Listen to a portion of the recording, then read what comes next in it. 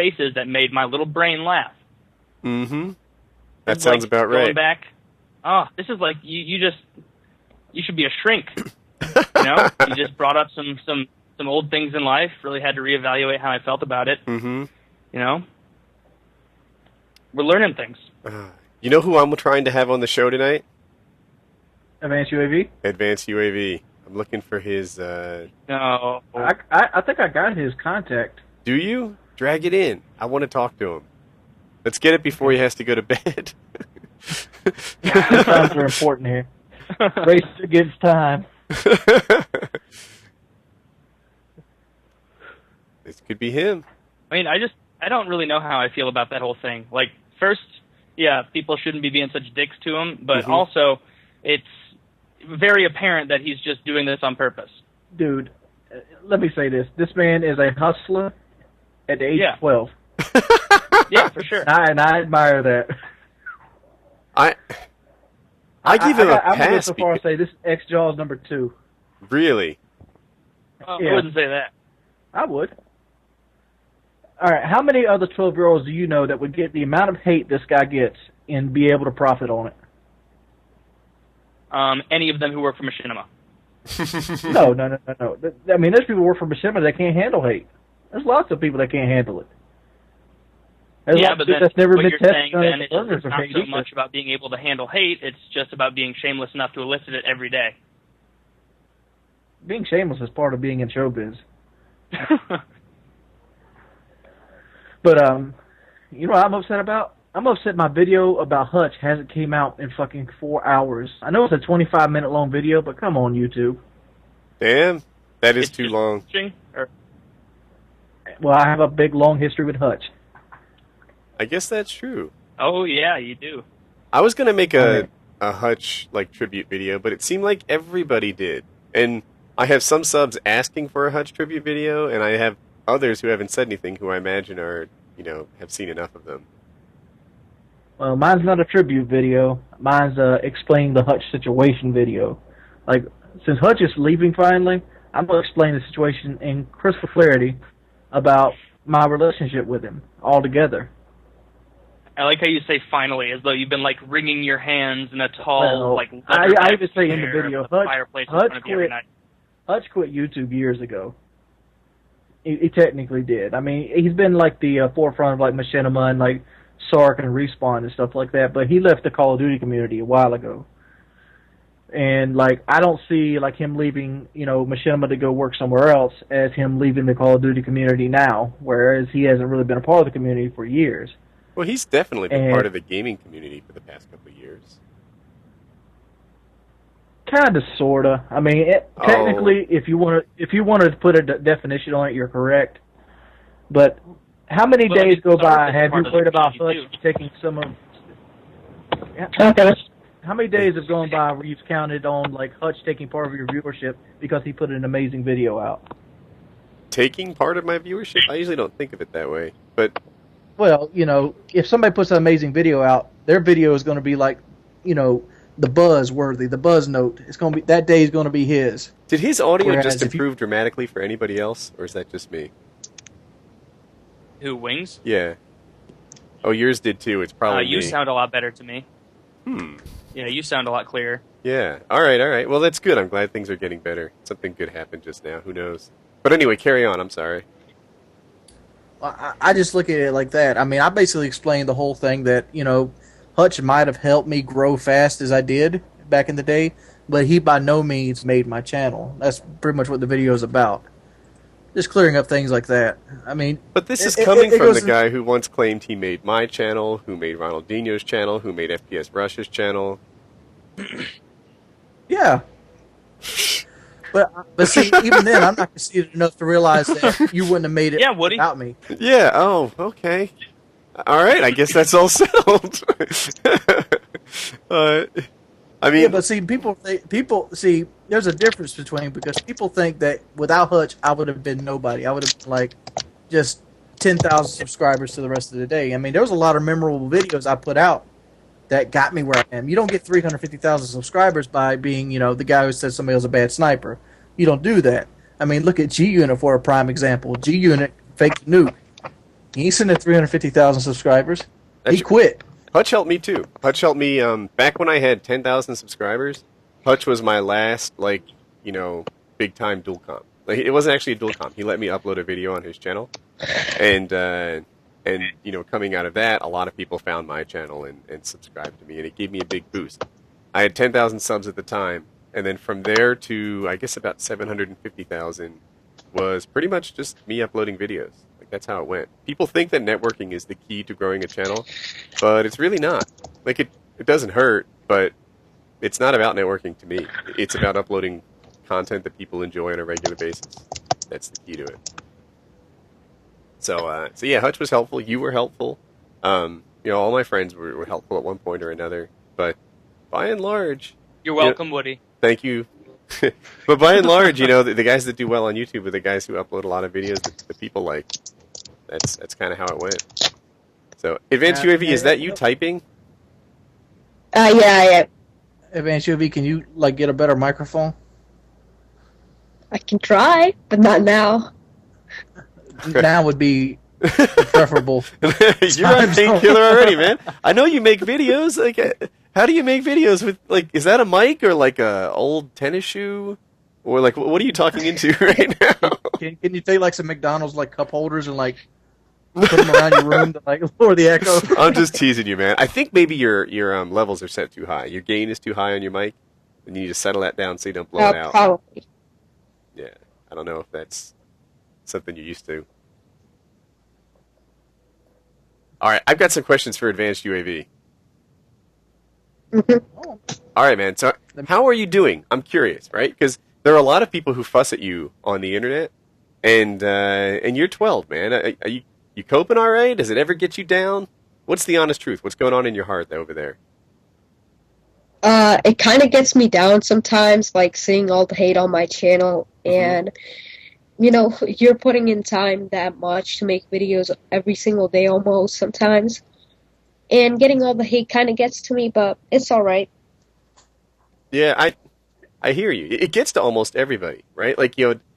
Wings of Redemption is the commentator that just doesn't give a flip, right? We all know that. But I also know sometimes it bothers him, right? Sometimes he's tired of hearing the same stuff again and again and again from people who find, one flaw or another. And we all have them, right? We all know probably what our weakest points are. And it's like, you don't have to remind me. If you think I don't know my flaws, you're out of your mind. But, they're there in the comments letting you know about them. Does anyone bother you in particular? The most? Oh, yeah. Go ahead, Wayne. The one that bothers me the most is when people spout out ignorant shit just because it's something they heard from somebody else that's not true in even the smallest figment of the situation. Oh, Wings, I heard you fuck your sister. Well, you heard wrong. I had a guy just rip on me for doing a charity drive. I had a guy go after me. And I don't know. In his twisted mind, the one video I put up is going to make way more than the $7,500 from King of the Web that I'm donating. If he has a way for each of my twice-a-day videos to make over $7,500, then we need to talk. They don't make anywhere near that much. I don't know where he gets his twisted information, but he's full of shit. But he's under the impression that I'm going to make tons of money by doing a charity drive. And this is not true. It's not true at all.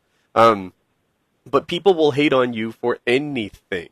And the fact that, I just thought being hated on for donating to charity was one of the, pinnacles of stupidity. There are people who are just bad.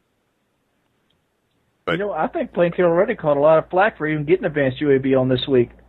Doesn't matter. Painkiller already catches flack every week. Every week. We talk about raping bitches up in here. Yeah, that's how it goes sometimes. But AdvancedUAV, man. So, what made you get into YouTube? Well, I got into YouTube back in 2009. I used to make tech reviews and things like that. Didn't get too big. Back when you were 9 years old, you got into YouTube? Yeah. Okay. Well, not 9. I was 10. All right. And then I started gameplay commentaries back in Black Ops, midway through Black Ops, and I gained about 700 subs. It got the AdSense banned, and then I had to start AdvancedUAV, and it's going pretty good so far. Cool, man. Yeah, you're 12, right? and there are people like I saw this one guy who had written an open letter to you, right? And he just like had all his thoughts planned out on the various reasons this guy who's like 20 hates you.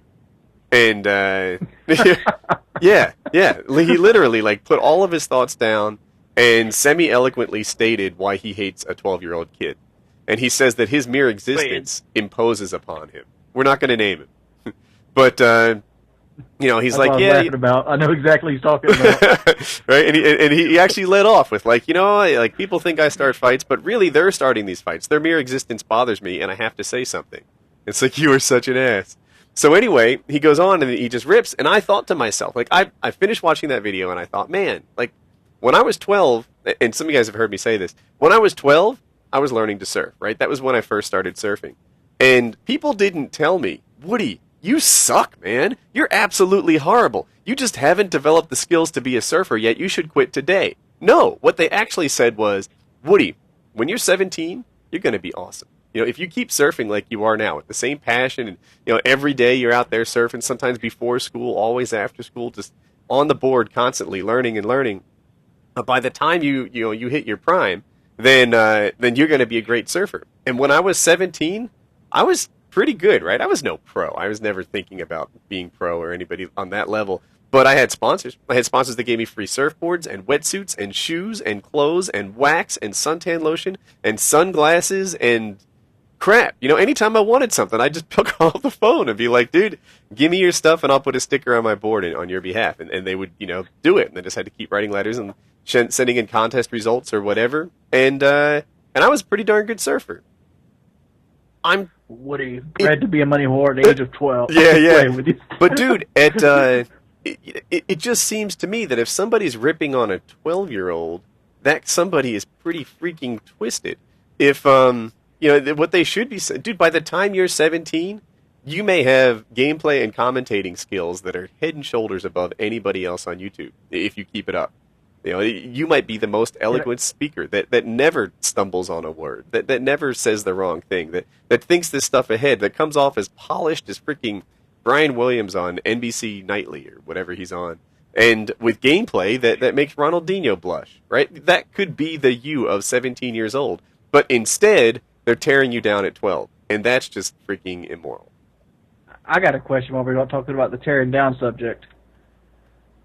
Yeah. Obviously, anybody's ever talked with me in Skype, I've always concluded there's a brick wall, and the brick wall in commentating is basically age.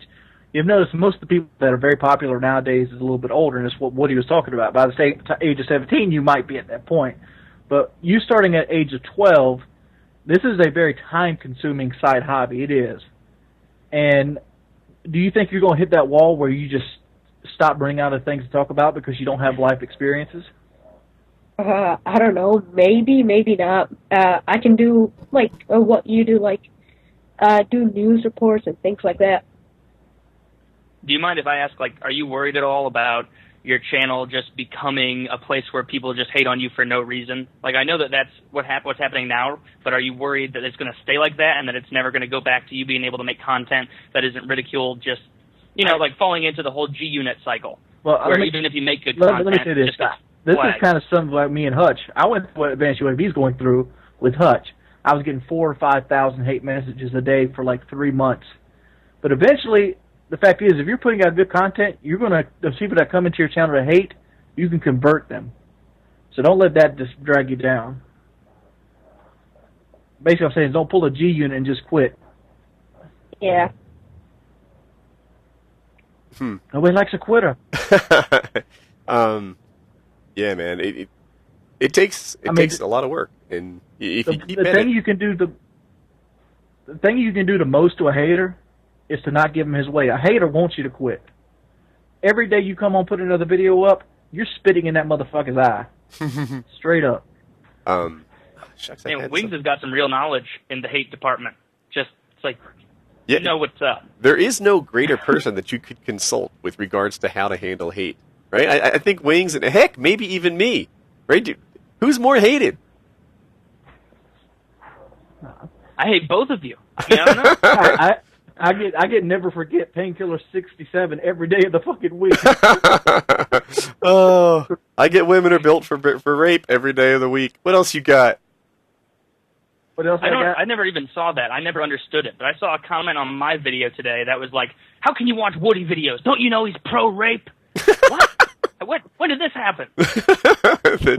It's ridiculous. It's ridiculous. He has a pro-rape group. He has a seminar he's got to do on Wednesdays. I shouldn't be Like laughing. a bumper sticker on the back of your car. You can buy this bumper freedom. sticker soon. Yeah, it's been my observation that people like to watch guys who are older than them, right? And that doesn't mean you have to be really old. It just means that, like, I think if you're 17, then guys who are under 17 will likely watch your channel. Unless you're one of those magic guys who's 17 and vibes like they're 25. But if you're 25, like, a lot of the big guys are, right? Like, if you look at, like, Scene Anderson is, like, 29 or something. Hutch is, like, 29. White Boy's young. He's, like, 21 or 2. Wings is in his mid-20s. Kyle's in his mid-20s. I'm in my late 30s. Taylor, what are you, 22? 20. I'll be 21 in April. Or, I guess, in a few days. In a few days, you'll be 21. All right. Yeah. So a lot of guys are just at that age where they're older than most of their subscribers. The subscribers for a Call of Duty channel tend to be high school and college-age boys. That's or guys, I should say. That's how old they are. But, what was I going to say? People tend to want to look up for advice instead of back. Yeah, they tend to. Now, some people, like Xjaws was 17 last year or 16 last year, and he was still crushing it with with his channel. So you don't have to be old, but it doesn't hurt. It doesn't hurt. So what's next for you, Advanced UAV? What do you mean? Like on your channel, do you have any like video ideas? How are you going to keep this thing going? Like you seem to be getting a lot of attention from other commentators right now, and I want to know, what are you going to do with it? Oh, well, I'm going to keep on making videos and try my best to make them as best as possible and maybe make the haters like me, I guess. That's cool. Yeah. I think Can it's I give a good you a tip, Advanced UAV? Sure. This is a tip on getting bitches at your age. Since you have a YouTube following now, you probably have a Twitter account. Use that to get the girls, but girls love the like crap. If you get a lot of likes on Facebook and Twitter, you can score them all day. Chicks are so wet for likes. Bitches love stickers. Yeah. Bitches love retweets. Bitches be fawning all over my retweets. I keep losing this thought I have. Oh my god. Well, it's because it's like you get the nice car in high school. You got that guy in high school that has that nice car. You're in middle school about to go to high school. Yeah. People want a girl. You'll get girls that want to date the guy with the nicest car because they see all the other little birds seeing her in that nice car. Well, you kind of have that nice car already by the Twitter account because when you retweet what your girlfriend says, it's going out to thousands of people opposed to, Brittany's retweet going out to 2 people. Taylor, can I get a confirmation or denial on this? Do girls actually like people with lots of Twitter followers? No. No.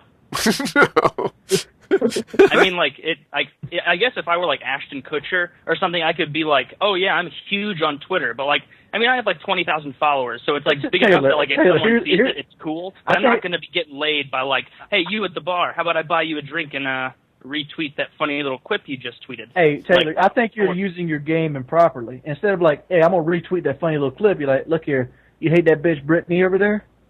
Give me her number. I'll pop that bitch in Twitter and have her phone start blowing up. Well, I think that's kind of illegal, and that'll end me getting on the other side of the sex equation in jail. Police have better You'll things be a to receiver do than for illegal retweeters. I mean, fucking Spike Lee did it, and he didn't get no repercussions. Maybe he did. Advanced UAV is just start name dropping. I'll go up to girls at bars and be like, hey, you ever heard of Wings of Redemption? And they're like, oh my god, you know him? And I'm like, yeah, no fucking deal, we hang out, whatever. Like, oh, and Woody's gamer tag? Kind of my boy. That's what you got to do. Spike Lee had to pay some undisclosed amount for damages to the person that he retweeted to keep it out of court. Yeah, but he retweeted the wrong people, didn't he? Mm-hmm. I think he just tweeted out an address. I don't think he retweeted anyone. Yeah, it's stupid Spike Lee. You know what I He's an was going to idiot. say, Advanced UAV? This is what I wanted to come up with. In dealing with haters, and this is a page from CNATR's book, he doesn't reply to haters at all. At all, right? Never does. And it's amazingly effective. Like, I try to be that guy. I'm mostly disciplined, although not at the CNATR's level. But this guy will go years without acting as if he even noticed somebody. You're the one with the megaphone, right? There's people on your channel, leaving a little comment, and if there's a whole sea of them, they can be heard. But by and large, it would be you making the mistake to take that one hater's voice and elevate it to the next level, and give him your microphone so that he's heard. Whatever his complaint is, whatever his frustration is, you can just let him have it in silence. I block people every day. If someone's on my channel to hate on me, then no, thank you. I just block them and let it fall away. That's how. Yeah, That's how but the Woody, man we're in a CNATR's different situation he's in. I would embrace that shit right now. I wouldn't go be like, yeah, man, you're making my life a living hell. I wouldn't do that. But I would acknowledge that they're there. Like for my example, one of my best videos in the last month was when that kid started talking shit about me, and I broke his video down on my channel. People love when I do that stuff. I want to see that video. Maybe you're right. Maybe it's time to do that. So what did he do? He hated on you on a video on his channel? He put like a minute and 34 seconds of commentary up saying Wings of Redemption's so fat shit, and he came all up on this, and like Woody allows me to be on Painkiller already and things like that. So I basically broke it down, like everything he was wrong. I pointed out everything he was wrong in, and then I pointed out the fact that he couldn't make a 5-minute video. He had to put a copyrighted song over it. It's a good video. You should check it out. I should. Yeah, that's. But if you respond to the haters all the time, then you're just going to perpetuate that same channel growth where everybody just subscribes to hate. You're never going to get out of it if you keep embracing the hate. Look at it so you either have to decide: am I going to make this content and not address it and not make trolling videos, or am I going to take the hate route and really try and max out views but have no respect? Look at it this way: you can do both. All you got to do is when you pick a hater out, you got to smash him. You got to go wham, smash him like a roach. Then all the other haters are skeptical about jumping back up, but they still want to see there and get mad at you. Maybe if this was like a street fight, but like you didn't actually crush him, you wrote a comment, and he probably thinks he's right still, and they're not going to be afraid. They're just going to do the same thing he did to get attention. Use that bigger microphone you have and that bigger medium that you have, and you use it to crush his spirits. And then all the other haters are worried about you going to do it to them, so that tailors back their little hate mongering. I mean, who the hell was I talking about? Keep talking, Taylor. I forgot what I was about to say. Oh. Yeah, can we take a? Oh well. Anyway, let me just keep talking. Can you take a quick break? Can we all hang up and let me call back? I think the bandwidth on Wings' line isn't getting as good an audio call as my line. $250 a month, bitches. How many megabits up do you have? 8? No, 2. 2. Wait, did you get better internet recently? I pay $250 for 8x2. You'd think that'd be fine. Maybe it's just the fact that they're used to me hosting the call. I don't know. I just get audio is fuzzy. Like there's a lot of people fussing about the audio quality. Hang up and call back. All right, here we go. Everyone hang up.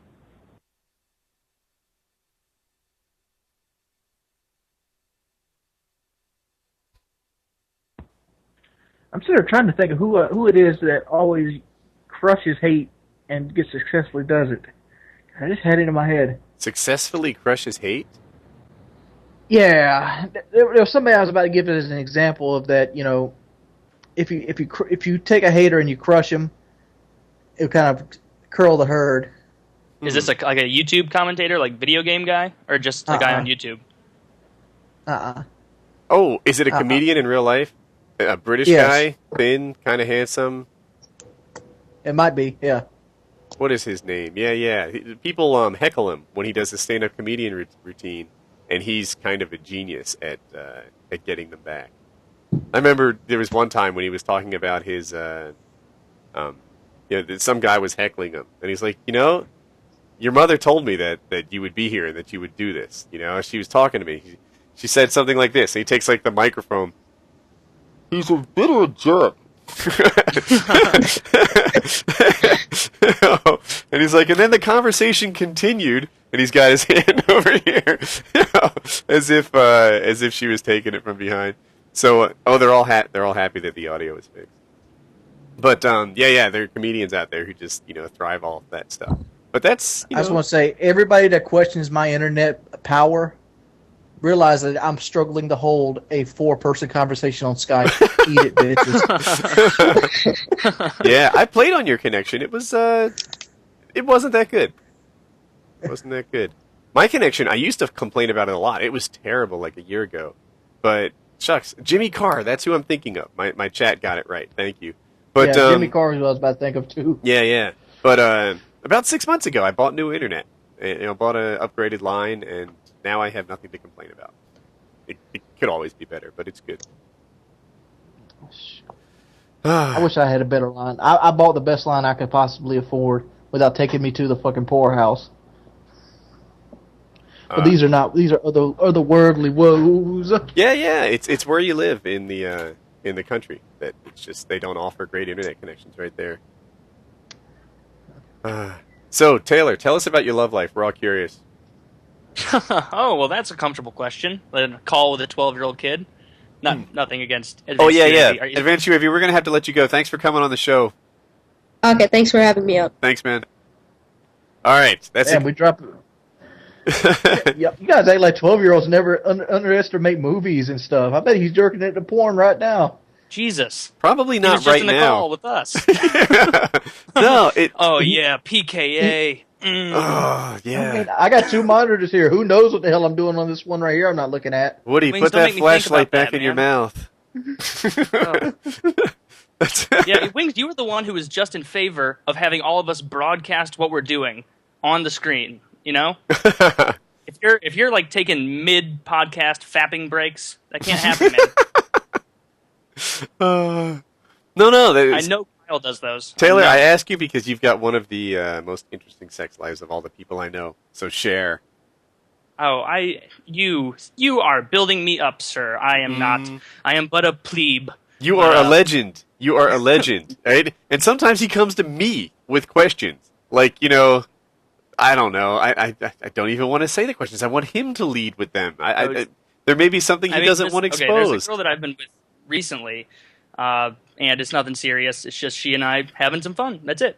Yes. Nothing. I'm not like a super awesome love maker god or anything. Why does this keep happening to you? Why do girls keep coming to you and saying, like, Taylor? Oh, no, sir. No. It is a numbers game. If you hit on enough of them, you're going to get a girl. When you go to a bar, you can't just, like, look at one girl and, like, the prettiest girl there and say, oh, I'm going to get with her, and then have this, like, weird idea that she's going to want to be with you. Like, no, if you go, buy a girl a drink, talk to her. If it doesn't hit off, that's fine. Move on, It's about dealing with rejection. I just don't remember having this kind of runaway success. I would get girls. I didn't tend to date lots of girls, though. But you were like, you always seem to have somebody who wants you just for your body. Oh my God! Don't make me feel like such a piece of meat, Woody. I'm more than a pretty set of ass cheeks,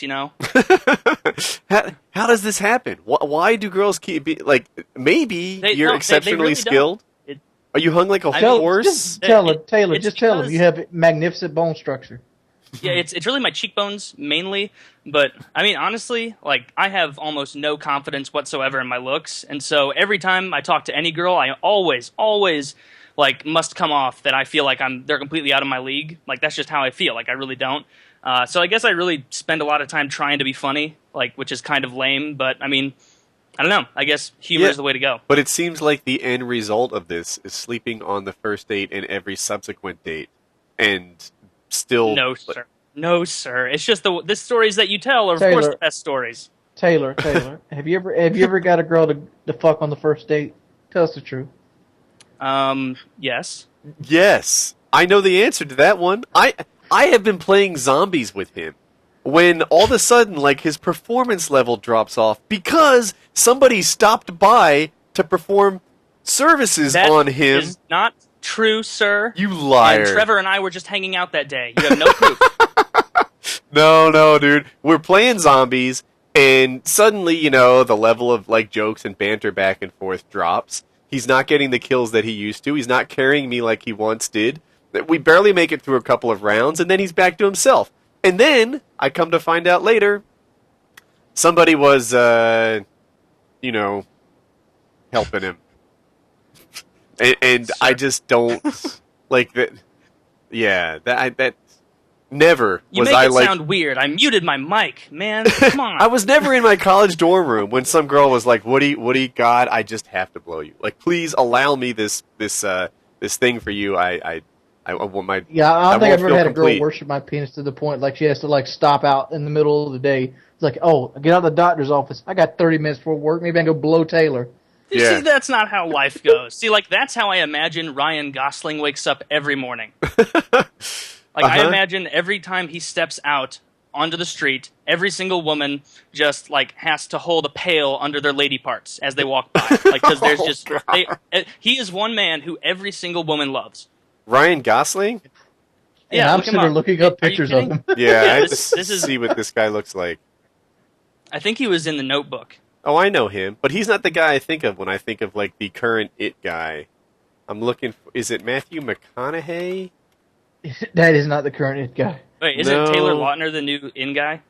No, the other guy, Robert Pattinson. He's the vampire. Who's the guy with the dimples? He has abs and dimples. Ryan is it something? Ryan... Reynolds. Not Gosling. Reynolds! Ryan Reynolds. That's who it is. Yeah. That's who I would say. Ryan Reynolds would be the It guy. Ryan Reynolds. That motherfucker's the total package. If I was to exchange bodies with some A-list celeb, I think Ryan Reynolds would be the one. Oh, I'd have sex with Ryan Reynolds. See, mine was less gay. Like, no, you got to go. Yeah. If you were in a woman's body for a day, don't tell me you wouldn't try and, get to know Mr. Gosling or Mr. whatever his name is, the other Ryan Reynolds. I'd probably just sit in the bathroom all day in the woman's like restaurant or like restroom. What would you do there? Chat it up and learn about women. Dude, I don't think you're adventurous enough, right? You're like, if you were a girl, don't think you wouldn't, go for Ryan Gosling. Dude, step up your game. Step up your game. For me... Okay, show me wrong. What would you do? Michael Clark Duncan or get the fuck out. I don't know who that is. He's the big black guy from Green Mile. Michael Clark Duncan. Isn't he dead? No, he's the big black guy from the Green Mile. Oh, he's funny. I like his smile. Yeah, he was also in, is it Armageddon, the Bruce Willis movie with the asteroid where they drilled a hole? Oh, yeah. Did I get the movie title right? Yeah. It's Armageddon. Now, I did not know this was the guy from the Green Mile. Mm-hmm. There's a man that'll teach you a thing or two. I'd be afraid that he would eat me. Or actually, I guess I'd be happy in that context.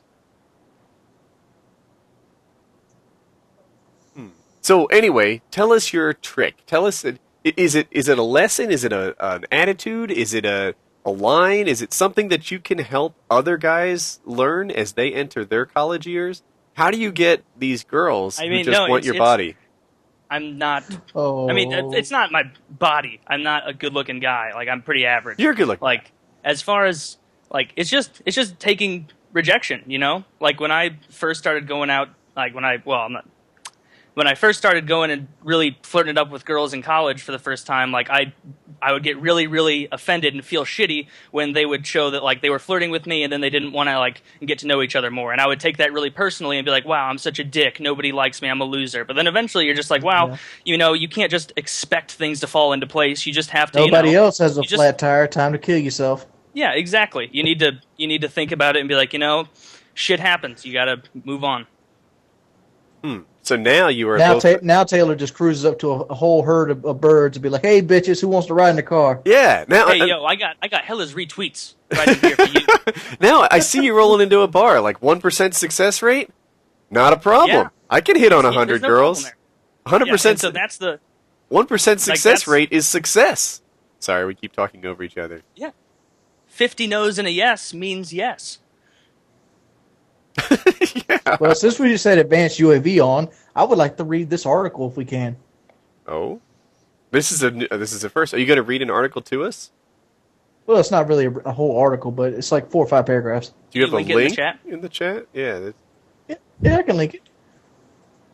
If that's what you desire. Helps me when I'm reading. Well, basically, it's about sexual predators on Xbox Live. Oh my god. A 12-year-old boy was like any boy his age, playing video games on Xbox Live when the prosecutor says he met a predator, Richard something, of Greece, New York. The two chatted using their game consoles for 3 months when the predator pursued the boy to come to his house and gave him repeated sexual abuse. Damn. Now, it's an article basically talking about how predators are using Xbox Live to get raped with 12-year-old kids. So is this something AdvancedUAV needs to worry about?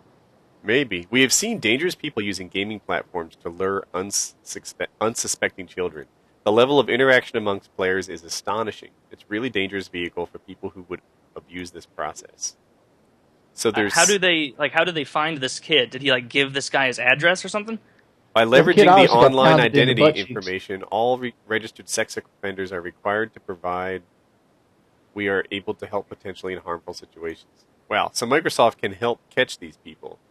But, yeah, I don't know how they turned it into real life. A lot of times it's social engineering. A lot of times they just, I don't know, get the kid to tell them where they are. Hey, Billy, you're from my hometown? Come over. We'll listen to the stereo. That happened to me. Did I tell that on another Painkiller already?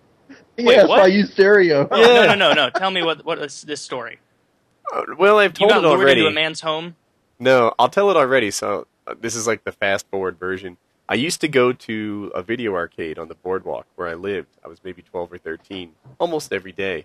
And there was a grown-up there who also played video games. But to me, like one of the grown-up superpowers is that they have nearly an endless supply of quarters. You know, like that's a grown-up can play arcade games without even worrying about money, and this was just amazing. So he would sometimes slip me quarters, or sometimes I would play pool with this guy, and he would pay for the games. And I don't know, like a week, 2 weeks into the relationship, if you call it that, he tried to get me to go back to his apartment. And what he did is he said he had an amazing stereo. And he named the brand of it, but I didn't really know stereo brands or anything. But he just assured me that if I saw the stereo in his apartment, that I would be, thrilled and blown away and excited by it. And I was even kind of tempted. Like, it's apparently a booming system, and I was missing out by not seeing it. But then just the whole notion of going into some creeper's apartment, I was like, this seems like it might not be safe. Like, this could be some sort of scam. End up with me getting ass fucked. Yeah, right. It's a cool stereo, but am I willing to blow him to see it? No. But so, in the end, I decided that I shouldn't leave the arcade. That I should stay in a public area and not accept his invitation. But I was halfway out the door, to be honest with you. He was really persuasive and charming, and he had something that I wanted to see. And our conversation had drifted from the central area where the machines and pool tables are to the door, and then in the end it was nah, forget it. I'm not going to do this. And here's a question. That was me nearly getting lured in. See, then that really is just social engineering, because if you look at the way you're raised to look at men in our society, it's always looking at men as potential threats. Mm-hmm. If you look in India, it's completely normal that an adult would invite some kids to come over and hang out just because that's what they do. They're a lot more communal. You're not taught to think there's a rapist behind every door. And interestingly, you're never suspecting women of being the rapist behind the door. It's they teach kids if you're lost and you can't find your parents, go pull on a woman's sleeve and ask her for help. Don't do it to some guy because he most likely will just rape you. Yeah, there's a good chance that he's just a rapist that you picked out of a crowd. Yeah. He's aha! These kids keep grabbing on my sheet, my coat, and these take them away. Yes, clearly they want to blow me. That's that's the behavior of a 12-year-old who wants some. Oh, PAX. Here's a question. Oh, go ahead. Couldn't Microsoft engineer their Xbox Live code to if you had to register as a sex offender on Xbox Live, that wouldn't put you in the game with children? Oh, that is retarded. That is. It ridiculous. might sound retarded, but it sounds like something that could be done too. Wait, why is that so retarded?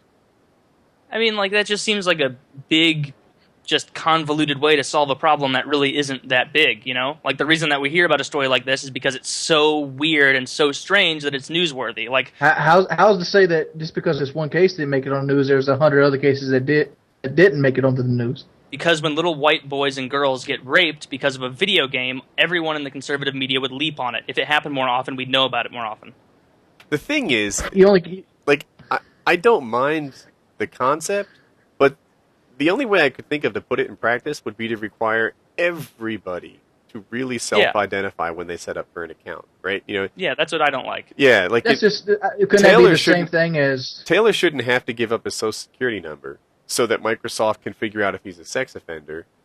When it really invades everybody's privacy to catch a tiny minority. It's just like you're saying, social engineering again. Like, you're a rapist until proven not a rapist. You know, we just assume they're all bad.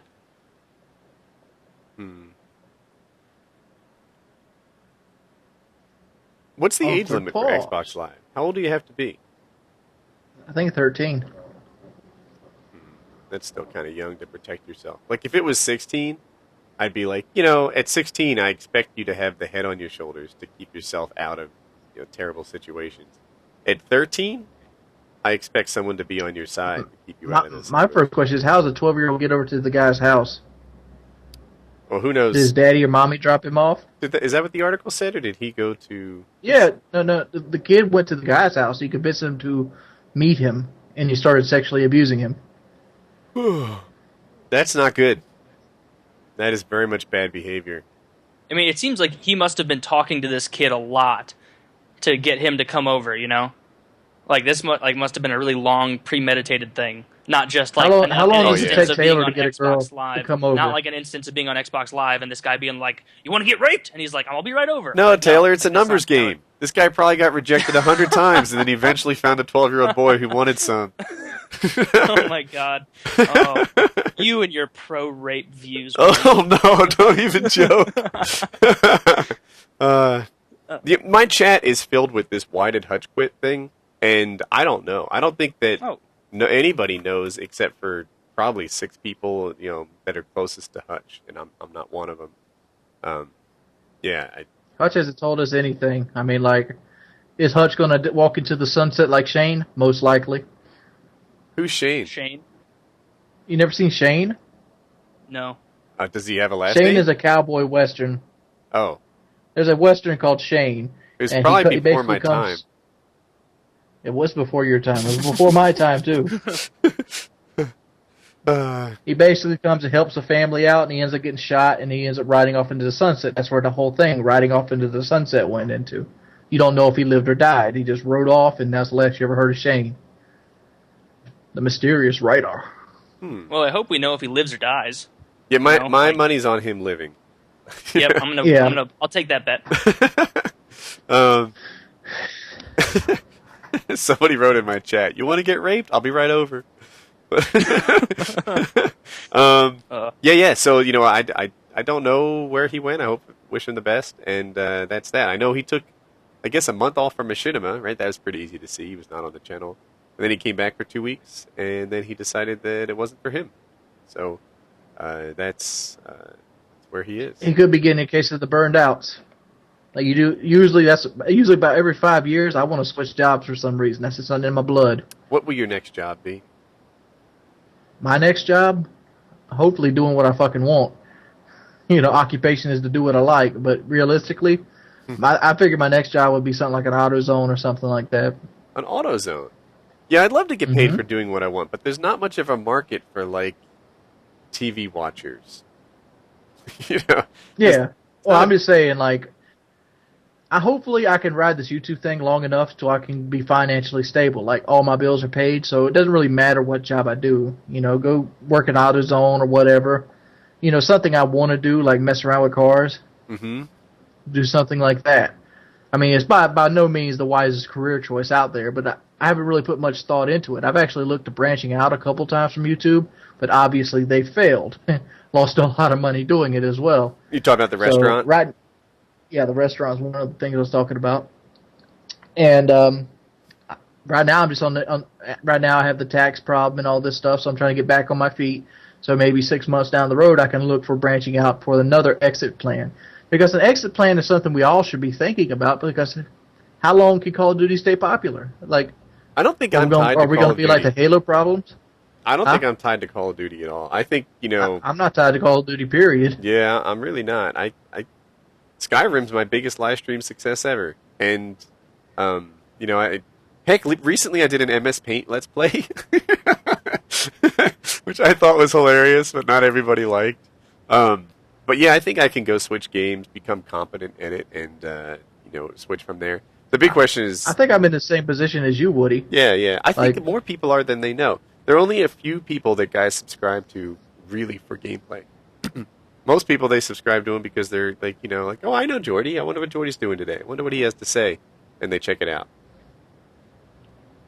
So, honestly, my channel isn't contingent on gaming anymore even. I like zombies, but for the most part, if I just had to change it and no longer play video games, obviously I'd lose a good chunk of my audience, but I don't think I'd fade away entirely. I think I could build up again. Hey, I want to ask the panel. I have a video idea, right?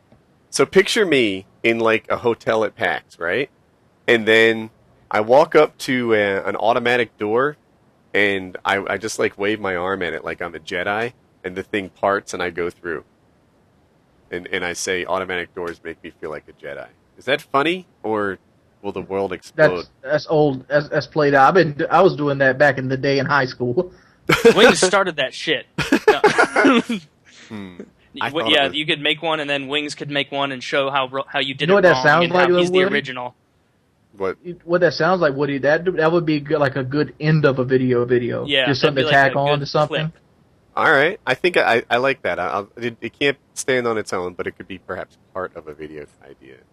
Yeah, I had a video of me failing to pull a plant out the ground with a Chevrolet truck. I'm like, well, this can't stand on its own, but I'm sure I could put it on the end of a video. Your truck couldn't pull a plant out of the ground? Huh? Was it a really strong dandelion or something? What it is that all the stems came straight up out the ground. It had nothing to hold on to, so the toe strap went all the way up it. I mean, I'm pretty sure the truck can pull the plant out the ground, but I'd hope so. Yeah, I hope so too. I'm pretty sure Woody's truck could probably do it. Oh, he says that like it's an insult. Even Woody's truck can pull up a plant like that. Well, I'm just saying, Woody has a much smaller engine than I do. That's like a yo mama joke in the truck community. Man, you can't even pull up that plant. My truck could do some pulling, I suspect. I got a 4-wheel low. Tug on something. If you were some form of, demented serial killer, could you tear a victim in half, do you think? Yeah. Oh, yeah. Oh, yeah. Hell yeah. Yeah, I could. But okay. The real question is, Wings, picture the ski boats that tow 75 skiers behind them at once? Yeah. All right. Now, picture corpses tied, one side to a tree, the other to your truck. How many corpses could your truck pull apart at once? Well, are we talking right say off a the Ryan top of my Reynolds head, I corpse, want or to that big say black 9. Right off the top of my head, I want to say 9. 9? I figured around 9 is where you'd probably start getting into the abundance of strength, the string kind of idea, where if so many people are together, you just can't rip them, or you'd have a premature rip somewhere in the middle. Yeah, I'm assuming we're not going to braid the dead corpses into rope. My God. But I don't know that I could do 9. I have this notion that human bodies are actually tougher than you might guess. These are durable items. And I'm thinking the opposite. I'm thinking you wouldn't even need to hit the gas to rip a human apart if he's tied to something. You just let the weight of the truck roll forward, and it would just rip him. Really? I think people have got a little, toughness to them. Well, let's see. Well, what's that thing? The torture rack. How much pressure? Yeah. Torture rack is a good question. How much pressure can a torture rack put on the human body? I'm gonna do much. I'm gonna go out on a limb and say that a truck is more powerful than the torture rack. I'm gonna go on a limb and say you're pretty much correct. Yeah. But how much powerful is it? Is it 300 times a torture rack? Because a torture rack could rip a human in half. And that's just a hand crank. Somebody get the Mythbusters on the phone.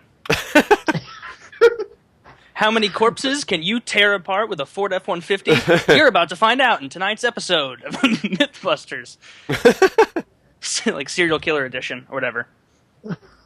This is a question of our generation. How many bodies can you tear apart with a truck? Yeah, I really want to know. I'm Googling it. Google knows a lot of stuff. Does it know how much strength it takes to pull a person apart? At the same time, I'm thinking, like, when we were changing the universal joints the other day, we were trying to pull it out with a C-clamp, and my brother, he twisted the C-clamp so hard down, it actually bended the steel, and this is tempered steel. See, it's that implies your brother, Crook, is pretty durable. Well, that implies that, you can twist something so hard that it would actually bend steel. Yeah, so but not even one part of me is made of steel. The question is, if my brother can do that with a C-clamp, how much pressure can a torture rack put on the human midsection? Because if he could grind something down with his bare hands, like twisting it like in a vice type thing, till the fact it would bend on itself. Because I know the torture rack's capable of ripping the human body in half. All right, I'm reading here that it takes about 4 horsepower to tear apart a human. But all right, you guys are looking up actual facts. Let's do the math then. Yeah, I know. What do you have? Like 400 horsepower? Like, I'm not convinced you could tear apart 100 people at once. My Silverado has 285 horsepower. 285. Divided by 4. That just seems 71.25 people, Woody. No way you could rip apart 71 and a quarter all the people hand to feet, like a human rope, and then you drove really quickly. Well, obviously only one would break. Who would you lose? I think maybe in that situation, you're talking about weakest link, it's possible that like a couple YouTube commentators in a tug-of-war could do that. This is maybe an experiment we should try at PAX East. Yes. We'll just grab like Jericho or someone, who maybe looks easier to pull apart than average, and then we'll use him for a tug-of-war. I think White Boy would be the best one. White Boy would be a great choice. Yep. Yeah, the best choice would be Hutch, but he probably obviously ain't going to be there. Hutch is... Yeah, if you're going for just like the long, thinnest person, Hutch is there. Yeah. Trevor's also really tall. Keep that in mind. He's a viable option. When it comes to really thin people, gamers are a pretty target-rich environment. And I'm the complete opposite. I eat all the other gamers' food. I just mean that, I'm looking around. There's Hutch, Gold Glove, T-Mart, Jericho. Like, a lot of these guys look like, you might be able to pull them in 2 if you had enough help. My Ford can pull 116.25 people in 2. Dude, that is I just don't believe that. There's no way. Because that's assuming that for each additional person, it's just the same amount. Well, I'm looking at it like this. I'm looking at it this way. There's units of for example, my Chevrolet is 285 horsepower. If you hook 285 horses to it, it's going to get pulled with the horses. It ain't going to pull those horses. There's just too much weight there. There's too much power. But horsepower is how do they do it? It's how you calculate horsepower. It's a unit of measurement. Do you think they would rip in the stomach, or maybe their arms would pop off or something? I think the arms would pop off before the stomach. Yeah, I'm thinking that too. What do you think? Or if you tied it around the head, I think the spine would come out kind of like a zip cord, I don't know if you guys remember this. I don't know if you guys remember Mortal Kombat. Yeah, like Mortal Kombat. I think the head would come off before the spine came all the way out, because the spine has to tear through a lot of muscle to come out. I think it would break off before that happened. I just like the visual. Anything from movies, the spine's coming out. Yeah, unless you're implying that what I'm seeing in movies isn't factually accurate, then yeah, the spine just pulls right out. Oh, I saw Hunger Games. I don't know if you guys remember that case back when they had a bunch of rednecks, I think it was in Alabama, that hooked that black guy up by his head and drug him down the highway. His head was the last thing to come off. Well, that's because it was attached to the truck. But yeah, obviously.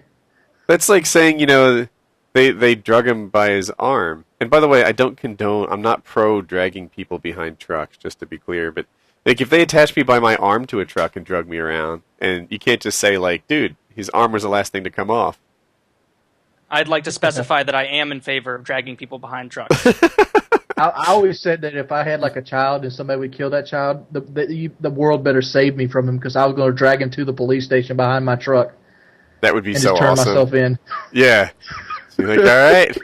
Here's your perp. We're good to go. All right, Taylor. Wild West justice. We've used this question on PKA before, but I want to know your answer. If you were to murder someone and get away with it, what would be your tactic? Plan the perfect murder. This is interesting. Here's what I would do. I'd break into his house and put antifreeze in his milk. You'd put a really bright blue liquid in his white liquid? That wouldn't work? Oh, no, wait. Most likely he'd take a few sips, realize that it wasn't milk, and it was actually a greenish-hued antifreeze. No. And then he'd have I can totally see this scene, right? Like, Wings is trying to kill some guy. The guy, like, tastes his milk, and he's like, honey, I think this is bad. You have some. And then she tastes the milk. The whole family. For sure, antifreeze is a lot stronger than that. The kid is like, I want to try it. All right. I'm just saying like this. Like, I've seen antifreeze eat through concrete. I'm sure, drinking some of it would kill you. Antifreeze doesn't eat through concrete. I don't know. Does? I spilled lots of it. Stuff. Huh. Like if you take a 100% antifreeze, pour it on concrete, come back the next day, it would have ate right to the ground. I've seen that happen. You can't tell me that's not a lie. The thing is, I've done that and it hasn't happened, so I don't know how to resolve our difference there. I'm going to have to go get it and try it now. You know what it sounds like, Woody? It sounds like a YouTube video. Dude, worst YouTube video ever, right? Like, watch me pour antifreeze on the ground, and then, like, tomorrow it just evaporated. And it's like, all right, shucks. Sorry, guys. It's a lot like water, because that's my... all right, I'm going to say some evil fucking shit right here. Why don't you put milk in his antifreeze, and then he'll get milk when he's trying to... I don't know the scale differences. But, like, I know people that put antifreeze in, like, milks of cat, like, cat milk. Oh. And, like, feed it, kill all the cats that come to his house. Yeah, I've heard of that from an accidental standpoint. Like, if you leave antifreeze out, that sometimes cats or even dogs will come along and taste it. And I'm told that antifreeze used to taste good. I don't know if it still does. I think maybe it doesn't anymore. But, that antifreeze used to taste good, and animals would come up and eat it, or drink it, I should say, and die. So but Wings, usually, like, you have some really, like, intense methods of this, like, vengeance seeking. Yes. You know, like, why so? We're like, trying calm? to kill somebody and get away with it, though. Here. See, but normally you're like, here's what I'm going to do. I'm going to go to his house. I'm going to make a spear out of ice. And I'm going to stab him with it, and then the murder weapon will disappear, and I'll feed the body to the hogs, and then all of a sudden, like, you have this, like, elaborate plan, and then I'm going to... Yeah, Wings is like, I'm going to beat him to death with the broken dreams of his friends and family. Like, that's always how it is. But this time it was just so much more tactful. Threw me for a loop. Well, you asked me the question, like, if you want to get away with it. The best way to get away from it is to make it look like you're not doing it. For example, you break into his house, you take some shit, and you spike some of the stuff in his refrigerator with some sort of poison. He comes in after he cleans everything up, pours him a glass of milk, drinks the glass of milk, and all of a sudden he dies in his sleep. Taylor, what's your method for killing someone? With an icicle. That seems like a good way to get away with it, right? I just said that. happens in movies? Yeah. You did? Oh, I didn't even hear you. Like 20 seconds ago. Yeah. You need another one. All right. I gotta think. Here, how about this, Taylor? You knock on their door, then you take one of those fucking tanks where they have the air gun, like they use to shoot cows in the head. You put it on the little eye thing of the door and hit it as soon as you see him. Honestly, I would just fill a syringe with air and then stab him in his carotid artery. Did you say, fill a syringe with air? Yeah. No way a syringe of air will kill someone. Yeah, it will. What? Are you kidding? Air in your bloodstream? Yeah, you're dead. A little air? Like a syringe? A tiny bit of air. A tiny little bit in your bloodstream. You're dead. Google.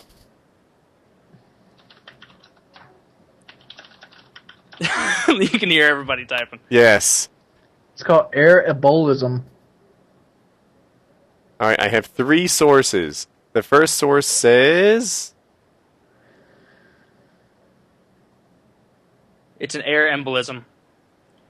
First source says yes. I just want to know the amount of air.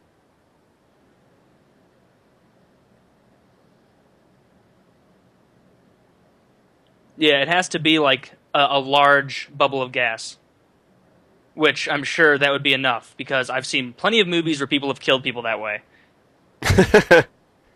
There's actually a nurse that would kill people that way. Yeah, I actually have read about suicide her. nurse. 300 Yeah. milliliters can be lethal. But you need a What's bicycle pump. a syringe, like 500 milliliters? No. Bigger than that. Syringe is bigger than that? No. They're saying you need a bicycle pump. Like there are huge syringes. I'm thinking like a fat ass, almost like turkey baster sized syringe that I'm just gonna jam in there and be like, oh, like. All right, the not a second little one syringe. says it's a myth with some exceptions. I remember as hearing as a kid that a single bubble would kill you, and that's not the case. A small bubble in your vein is not harmful. If you send a large bubble to your heart, it can create an air embolism. Airspace takes up an enclosed area like a blood vessel. It can prevent blood from getting past it. But even then, it may not kill you. It may cause an infarct, which sounds silly, but it's actually serious, I assume. Well, yeah, but if I stabbed him right in his carotid artery, like that's it, you're done. Like a decent sized bubble in the vein that provides like Would immediately break up Anybody into wondering- smaller bubbles. You know. A medical grade syringe is 5 milliliters. and what is a turkey baster? I'm going to go ahead and say that's enough to kill you. Out on a limb. I don't know. Somebody's telling me I should put antifreeze in Gatorade so it masks the taste. I think my wife is watching the show. Jackie, send me a text if you're watching Painkiller already. She says I'm scaring her. Perhaps it's all this murder talk. I'm trying to look up how much air it takes.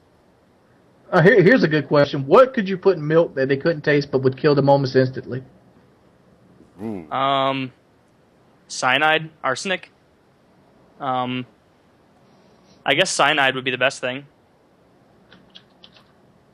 Didn't they used to take pills for that, like suicide capsules in like World War I or II, or if you got captured, you take cyanide one? capsule, yeah. Yeah, and those were pretty small, and I mean that doesn't take much. All right. How about I just pour some Zyklon B down the throat? Come on now. Just go pick some of that up from the local, store. Where's your The local Zyklon Nazi propaganda shop. B? So here's Where's your name brand, Zyklon B? Here's your non-answer, Taylor. They've done experiments in animals, and it shows that the amount of gas necessary to create a deadly air embolism is quite variable. And it depends on other factors such as body position. And I'm sure it depends on which vein Yeah, or artery you inject it into. I've seen two sources now that confirm it takes a large bubble of gas to be lodged in the heart. So the carotid artery, I think that might come... That goes to the brain, so I guess that wouldn't kill him then. that might not be the one, right? You need something that's on the return path to the heart. How about this? You know what? I'm just going to get a samurai sword. Screw this whole thing. I'm going to get a samurai sword, or you know what? Hell, I'm going to buy a bunch of friggin' lawn darts and then come in, throw in like a goddamn lunatic. No tact, no discretion, because we've already, established the presupposition that we are not going to get caught. So it's going to be a scene. It's going to be a massacre. I've thought this through. What I'm going to do is I'm going to take a skill saw. I'm going to cut a hole in the garage door, knock the motherfucker out, put his neck into the garage door hole, and then just make it go up. There's wings. There's wings. There you go. Oh. I'm going to take my mag light, bash his teeth in to prevent the police from identifying the body. I'm going to cut all his fingers and toes off. And just start throwing him out the Ted window while I'm Bundy driving home. And then is freaking, I'll let in him hell right now. I'll let him bleed out in the pig pen, and the hogs will eat his dead body, and they'll never catch a print from me. What could go wrong? Another way you could do it. Get a nice piece of chain link fence, and then take a nice couple pieces of something to weigh it down, like a couple rocks or a couple weights from Walmart or somewhere, and to weigh the body down. You put the body in between the chain link fence and drop it in the river. And that chain link fence will keep it down, and over time the water will erode the skin away, and it will pop up, and the little feet, the fishes will eat the pieces of skin that are popping it through the chain link fence, and eventually the skeleton will stay down at the bottom until the only way you can get rid of that is to drag the river. They only drag the river if they have probable cause. And I present to you the return of Wings of Redemption. Dude, wings, what the fuck, man? Well, the body bloats with gas and naturally wants to rise to the top of the river. So when the body bloats with gas, it's going against the chain link fence, which is eventually going to cut it in two. No, I can hear you. That is just so remarkably specific. I imagine you, like, after you're done with your daily commentary, sitting in your room, like, with a huge notebook and just crumpled pieces all about. And, like, as you write these plans, you're like, oh, no, that won't do! And, like, just summoning more and more demented, ridiculous things. It's good, though. You should do a whole series on these. Because these are things I could never even think of. I would never even imagine that. You would be a good murderer. He may be a good murderer, and you don't even know. Hell, if my channel goes down, you may. You know? It's a good murderer. Ah, God. I mean, the best way to commit a murder is to make sure you're not doing it at all. It's kind of like Shooter. Like, what's the best way to kill the African president? Shoot inside the U.S. president. Abstinence-only in school. You know, like the best way to get away with a murder is not to murder at all. Yeah. You know, the point is God. to murder and get away with it. Just like condoms. Or We have something. this abstinence group that used to come to our school and talk. Teaching abstinence doesn't work. Why don't they just give people like the information that they need? Like, you know, instead of saying don't have sex, kids, tell them stuff like, you know, if you actually do have sex and you have sex without a condom, the pre-cum on your dick could actually get the girl pregnant. So always use a condom. Why not give them useful facts like that instead of saying like, well, you know, Smokey the Bear doesn't want you to have a little bear in your oven. You know, some shit like that. That's totally fucked up. How'd you gotta get all pedo on it? Like, you got a mustache over there? Like, you know. What was I gonna say? I totally lost my train of thought with Smokey the pedo bear. The abstinence. Here's the worst thing I've seen that somebody's done recently. Somebody killed their daughter, and he left her body in the crawl space of his house and then moved without bringing it with him. How the hell do you do that? I don't know. That seems like a bad idea. That seems like something you wouldn't forget. Like, oh yeah, there's my grown daughter I killed earlier. You know, I left her in the crawl space of my house. I'm gonna let somebody else come in this house and have the water and shit hooked up, so they can find the body. Wait, he just forgot about it? Like, almost like, oops, forgot to put away the milk, you know? Like, yeah. When you're in high school and college, Jesus. any, like, thought of teaching abstinence seems terrible. It's bad for a couple of reasons. One, you know, you're like, oh, it's totally ineffective. It doesn't make me want to not have sex. And two, like, what if it convinces someone else not to have sex? That's bad for me, too, right? That's the thought process in, like, a high school or college-age guy. But when you become, like, a dad, you're like, you know, abstinence only, that's making a lot of sense. And not that it makes a lot of sense, but it's definitely more attractive. You're like, you know what? The policy that made a lot of sense to me at 17, which is just hook a brother up with some condoms, doesn't seem as attractive to the fatherly version of me. Well, then I'm still on the other side of that equation, because I think hook a brother up with some condoms is a much better approach. Because, like, I mean, kids don't not have sex because they don't have condoms and because they don't know anything about it. They're still going to have sex, you know? It's just, it doesn't work at all. It works a little. At my high school, like, and it was ridiculous. Never worked. In my high school, my buddy, Phil, if you're out there, what's up, dude? He would temporarily get cock-blocked every time they taught, like, not having sex in health class. And for him, it was ridiculous. He's like, we've had sex, like, 90 times. 91's no good now? Like, suddenly, you know, but it worked, at least temporarily. Yeah, a whole 5 days. Something like that. Instead of having the baby on September 15th, they're having it on September 20th now. Exactly. 9 months from now. Both of you know very exactly little about conception, but yeah, that's... You miss your hot week, you're missing a month. That's how it goes. Yeah, I'm pretty sure that's science. Something about it. I don't know. Yeah, something there. What do you guys think about the blackout on April 20th? I think it's worthless. I don't even know what it is.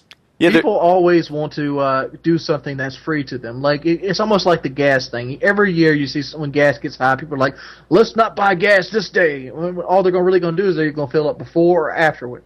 Wait, this is a blackout? It's a blackout on Modern Warfare 3. What it is, people on April 20th, they don't want anybody to play Modern Warfare 3. Have the servers off, pretty much empty, just sitting there on.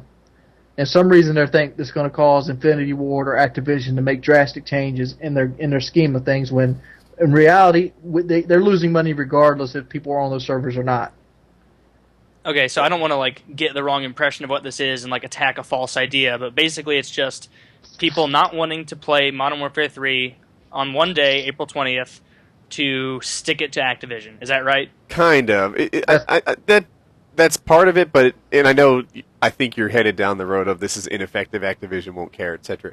But it's more of a protest. It's more along the lines of like, look, on April 20th, we're all going to speak with our voting feet, if you can call it that, and let them know that there are a lot of things about this game that really make us unhappy. You know, land support is terrible, and he ran down a list of a bunch of things that were actually pretty relevant. You know, heck, I'm bothered that the chat quality still sucks. If you pop in Black Ops today, you're going to be like, oh, I forgot chat didn't have to suck. But you pop in Modern Warfare 3, and it's like, this is how it was back in 2009, or it's 2007. That's how the chat quality is. So anyway, they want everyone to not play on April 20th, and hoping that that will catch Activision's attention, and they'll say, oh, this list of 8 or 9 issues, perhaps we should do something about it. Bad Spawns is one of them. I remember that. I mean, idealistically, it sounds good, but it's not going to change anything, because anytime you have a protest like that, where you just plan a predetermined blackout, where you've already established that you are going to return with your services and your pocketbooks, the next day, nobody cares, On the other hand, it's just not going to change anything. I kind of agree with you, but if you're trying to make a change, how would you get Activision's attention? Like it's easy to bet. Don't buy the next game. That's the real blackout. It's easy to bet on failure. Dude. Betting on failure, I can nail it. Like here, I'm going to list a couple of these, and I bet I'm 100% right. The Mariners will not win the World Series. The Jets won't win the Super Bowl. Neither of you will win the lottery, and I don't know. Soccer won't be big in the U.S. It's easy to sort of predict things that won't happen, because a lot of things don't happen. How do you make something happen?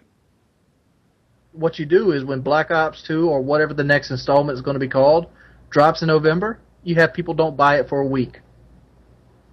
It will send them into a panic, and they'll be ready to listen. Honestly, that is a good idea. What was it? I mean, just think about it like this. Oh, the next one, not wait an extra week? Yeah, the next Call of Duty. The next one. You got to cut them off of money, hard money, and you got to have them stressing that they might not get your money. The well might be drawn up. They might have just wasted, $100 million, and nobody's going to buy their product. Yeah, that's really the only thing you can do, because they make all that money on the release date. And April 20th, that's not a big day in gaming. That's in the middle of spring. That's when people don't care at all about it. Even then, here's one better. When they usually offer like pre-orders about 5 to 6 months ahead of time. Yeah. Nobody pre-order it. Yeah, don't pre-order it. That's a good one as well. And then we're not going to pre-order until you fix your current game. That's what if they make option. promises? What if they say stuff like "No Last Stand" and you're like, "All right, you got my pre-order"? No. No, they'll say "F Last Stand." They made promises no Last Stand on this game. I know. Shot with fucking guns. I'll tell you what I'll do. I'll get really angry and make a video. Don't think I won't. Don't you think I won't do that? I'm just saying, you got to hit them at the pocketbook. They don't give a shit about you not being on their server. They could care less if nobody played Modern Warfare 3 from tomorrow till the next one comes out, as long as you buy that next one. Because they're not really making it hand over fist anyway. Because we all agree the initial sale is where the money's at, right? And is this blackout? I don't really know where it's being orchestrated. Is it like on YouTube with like personalities promoting it, or like where is it kind of? There's a fairly well worded video that has no copyright claims on it, so you can upload it to your channel, and a handful of guys have done that. I think it's. But I mean, like even then, I look at it this way: how many gas protests have you seen? And I'm still paying $4.10 a gallon. I actually like the game. Like every multiplayer game I've ever played has every flaws. Fiber of my body. I like it. I feel like I'm the only one who likes Modern Warfare 3 sometimes, but I like Modern Warfare 3. I like Black Ops. I didn't like Modern Warfare. I had a good time playing Modern Warfare 2 a lot, but to me it was the most flawed of all the Call of Duties dating back to 2007. I liked World at War for what I played it, and I liked COD 4 a lot. But if Modern Warfare 2 didn't have noob tubes to attract everyone's attention to how broken that game was, if it wasn't for the care package and Javelin glitch and all that other stuff, then people would have started calling the ACR as unbalanced as the FAMAS. You just hardly noticed that some of those guns were so good because the NoobTube ruled everything. But yeah, that ACR would have had the FAMAS reputation if the NoobTubes weren't there to distract people. Yeah, I mean, as far as the blackout goes, I think it's a good idea, but think about it. Like, even if you take every single person who watches all of our videos and the whole community and they all black out, that's still a tiny little fraction of the gaming community as a whole. Just a tiny little dot, you know? Like, that's not going to make a huge wave. I'd say it's at least 40%. Dude, no way. I have There's over a tons of million friends guys who play subscribed to video White Boy. games. There are tons of people who play video games that I know in real life, Look and at it, aside from Taylor. like 2, none of them know about this community at all. Like, none of them know what I Taylor, do until I explain it. Taylor, look at it this way, though. White Boy has, 1,100,000 subs right now. If he had every person subscribed to him not get on Call of Duty for one night, how many people are usually on Call of Duty? 400,000 or 500,000 a night? You're going to drastically reduce those numbers with 1,000,001. I mean, obviously not all of them are going to get on at the same time, but periodically throughout the day, you're probably going to drop 30 to 40% of their numbers.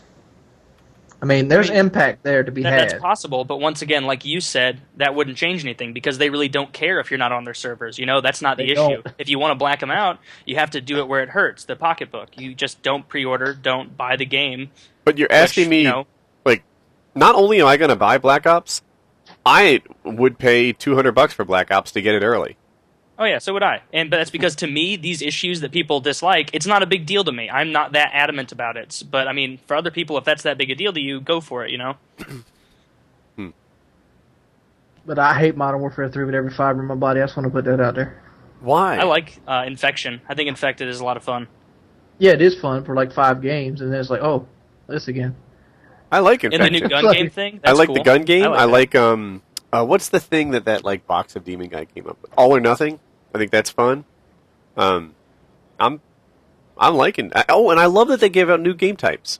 You know, I like that. Here's what I feel like I'm getting. I feel like I'm at work. I'm training somebody that's constantly fucking up, but every time he fucks something up, I have to fix. They're giving him $1 million. What? Like, oh, Infinity War. Like, look, Black Ops is I don't get it. spectacular. Black Ops is one of the best games they've ever made. Everybody agreed. Black Ops is the only Call of Duty that came out, and everybody's like, this might be the best one they've ever made. What? And Black Ops was pretty much well received. The one thing I won't agree with is that everyone agreed with that. There were definitely a ton of people saying Black Ops sucked. Something they were calling it boring. We're talking about consensus. At this point in April of Black Ops life cycle, boring was the watchword. Everybody was saying that Black Ops was so boring, the gameplay was slow. They wanted to go back to Modern Warfare 2. They wanted to go to Halo. They wanted to go anywhere. Black Ops was boring. But now, that it's not the most current game, they look back on it as if it were the bee's knees, to remember my 1920s vernacular. Now they're saying Modern Warfare 2 is good. When Modern Warfare 2 was out, boycotting the franchise. people were hating that. When CoD 4 was out, Blame Truth was selling No Frag x3 t-shirts. XCal was going crazy. You're trying to picture it out as this trend, but Black Ops, even though people called it boring, when it initially hit the shelves, it wasn't considered the worst game ever. Modern Warfare 3 out the gate was considered by a lot of people one of the worst games that ever came out in the Call of Duty franchise. Even to this day, I'm going to say it is the worst. I think that Modern Warfare 2 is way worse. Mm-hmm. And, honestly, my least favorite CODs are COD 3, which is just an abortion of a game, and World at War. Like, I like Modern Warfare 2 more than World at War just because I don't like the guns, like the World War II guns. I just don't like that, you know? I feel like Infinity War should be canned. They should not be allowed to touch the series again. I feel like, so World at War... It feels like they're getting rewarded. Oh, Infinity War didn't do it well this year. Treyarch will get their back next year. Based on, like, the, 12 hours I have in World at War, it seemed like a good game, but I'm cautious about really stack ranking it because I don't have the kind of time in it that some other people do. But all the other CODs from COD 4 up, I spent a lot of time in, and I think Modern Warfare 2 is the worst one. I mean, it has to do with what you like in a game. Like me, and I why really was it like the the worst aesthetics one? and the Infinity game type Ward. way It more. wasn't because of the game. It was because of Infinity Ward. Why is Modern Warfare 3 sorry? Because of Infinity Ward. The game it's got a solid base. It's the developer not willing to do anything to fix it. Well, that's not true. They fixed a lot of stuff. They've 3. rebalanced a lot of weapons. The only problem with Modern Warfare 3... What did they rebalance? They still got akimbo weapons running around. They still got fucking... They rebalanced those. Rapid fire on submachine guns. They changed the hip spread on the akimbo weapons to make them less powerful. They changed the hip spread on the Type 95 to make it less powerful. They changed a lot of stuff. When was the hip fire on the Type 95 something that was worried about? It used to be a big problem because it was almost shotgun-ish in the same room, and it was How like about the fact one they kill at changed a the distance. MP7 to not having recoil? I don't know The if they MP7 is changed that. recoilless. Yeah, the How about they MP7. take the MP7 rapid has fire more recoil off the now. submachine guns? The MP7 has very, very little recoil, but to me, I use hipfire on SMGs so much that it doesn't matter if they all have no recoil. I hardly take advantage of that. But the rapid fire is what makes submachine guns so strong. The ability to go without stalker and just run around rapid firing people. That's how I like to use my SMGs. I rapid fire from the hip. They need to take rapid fire completely out the game. I They love need the to take rapid akimbo fire weapons P90. completely out the game. There's a reason Halo got rid of them, because they were overpowered. Those shit's out the game. I think you don't like rapid fire SMGs, especially because it's not a playstyle that suits you. I use them all the fucking time. Do you? I use rapid fire SMGs more than I use assault rifles in this game, because rapid fire SMGs are better than assault rifles. A rapid fire P90 with a silencer has almost no recoil, a 30% larger clip, and I get to run as fast as humanly possible. You know, I was going to do a And I have to commentary base it about this, and I still may. I don't see that many Type 95s around. Type 95s have this reputation as It's not being... good against submachine guns. Type 95s have this reputation as being like this ultimate noob weapon, right? Oh my god, Type 95s suck, they're terrible, you use this thing, anyone can do well with a Type 95, out of this world, over the top, complaining about the Type 95. But, when I play in game, there aren't that many. So there's two things that could be the cause for this. One, Call of Duty players are just honest and just, and don't want to do overly well in the game with powerful weapons. Or two, the Type 95's reputation has been stretched, and it's actually not that OP. It's not It's OP. definitely number the one. MP7's better than it. You know, when I was in Black Ops, AK-47U, especially early on before they kept patching it, and the FAMAS were widely used weapons. You saw them all the time. But you go to Modern Warfare 3, and you don't see tons of Type 95s. So, I mean, I don't even think the Type 95 is that great. Like Wing said, when you're going up against a rapid-fire P90 or a PPM9 or whatever that thing is, yeah, it just that doesn't gun's help. ridiculous. There's nothing that you can do against that. Even if you do get Zero. a couple good hip fires with a burst gun, you just can't compete. not up close, but you're not supposed to, right? When you have a Type 95... You can't compete medium range either. Yeah, medium range, if they're using the MP7, they're just as screwed if they have rapid fire. MP7 can beat you long range, because what, 5-shot kill long range? MP7 Boom, does you're not done. beat an assault rifle long range. And the reason why is it's really hard to aim an MP7 across the map compared to like a Type 95. They have the same sensitivity as an assault rifle. How's it harder? In my hands, aiming a SMG across the map is way harder. Let's take it out of your hands. Let's put it in Incredible Orb's hands. Because that's pretty much all he uses. The reason he uses it is because it's the best weapon on the game. He uses a mouse, too. But, yeah, what do you think, Taylor? Don't you think putting a red dot Type 95 on target is a whole lot easier than an MP7 with rapid fire? Oh, I mean, long distance, yeah, it's way easier just because the way they design assault rifles in the game is to make it more conducive to long-range firing. But, I mean, the fact remains that even if you're a better player than the other person, even if they have the angles played right and they have a burst weapon and you have the MP7 and you get into a conflict with them, you're going to win almost every time, even if it's medium to long range, just because it's not that difficult to get it on target. Mm-hmm. Like, for an average person who doesn't play the game that much, yeah, it's going to be significantly easier to use an assault rifle long range. But for someone like Wings or you, who is on a lot, I mean, it's just so similar, it's about the same. Or at least that's what I get from what the only Wes is difference saying. between the MP7 and the Type 95 range-wise is the MP7, if you move left or right, you're going to move faster than the Type 95. Yep. I'm seeing it in my chat, right? Over here. In my chat, people are saying the here. MP7 wins at all ranges. Are you serious, Woody? MP7 is easy if you're not dumb. No, I'm reading. Someone else said MP7 at any range. And to that, I say bullshit, dude. Like, if I'm in the same room as you and I have a striker and you have an MP7, I like my odds. You know, striker beats everything I can think of at close range. You know, when you're in that same... rapid fire MP7 and a striker is pretty much the same weapon. No, the striker's better. It's broader, it's wider, you don't have to get on target. I can walk into a 4-on-1 in the same room with... Well, wait a minute. Now we break it down. Like, let's put that striker in the hands of somebody that struggles to aim, and now let's put incredible orbs coming in. He's going to shit on that striker player, and then he's going to outbeat the guy coming up the stairs. So are you suggesting that good players do better than bad players? Well, of course they do. But by and large, if you need to clear out a room, it's hard to do better than a striker.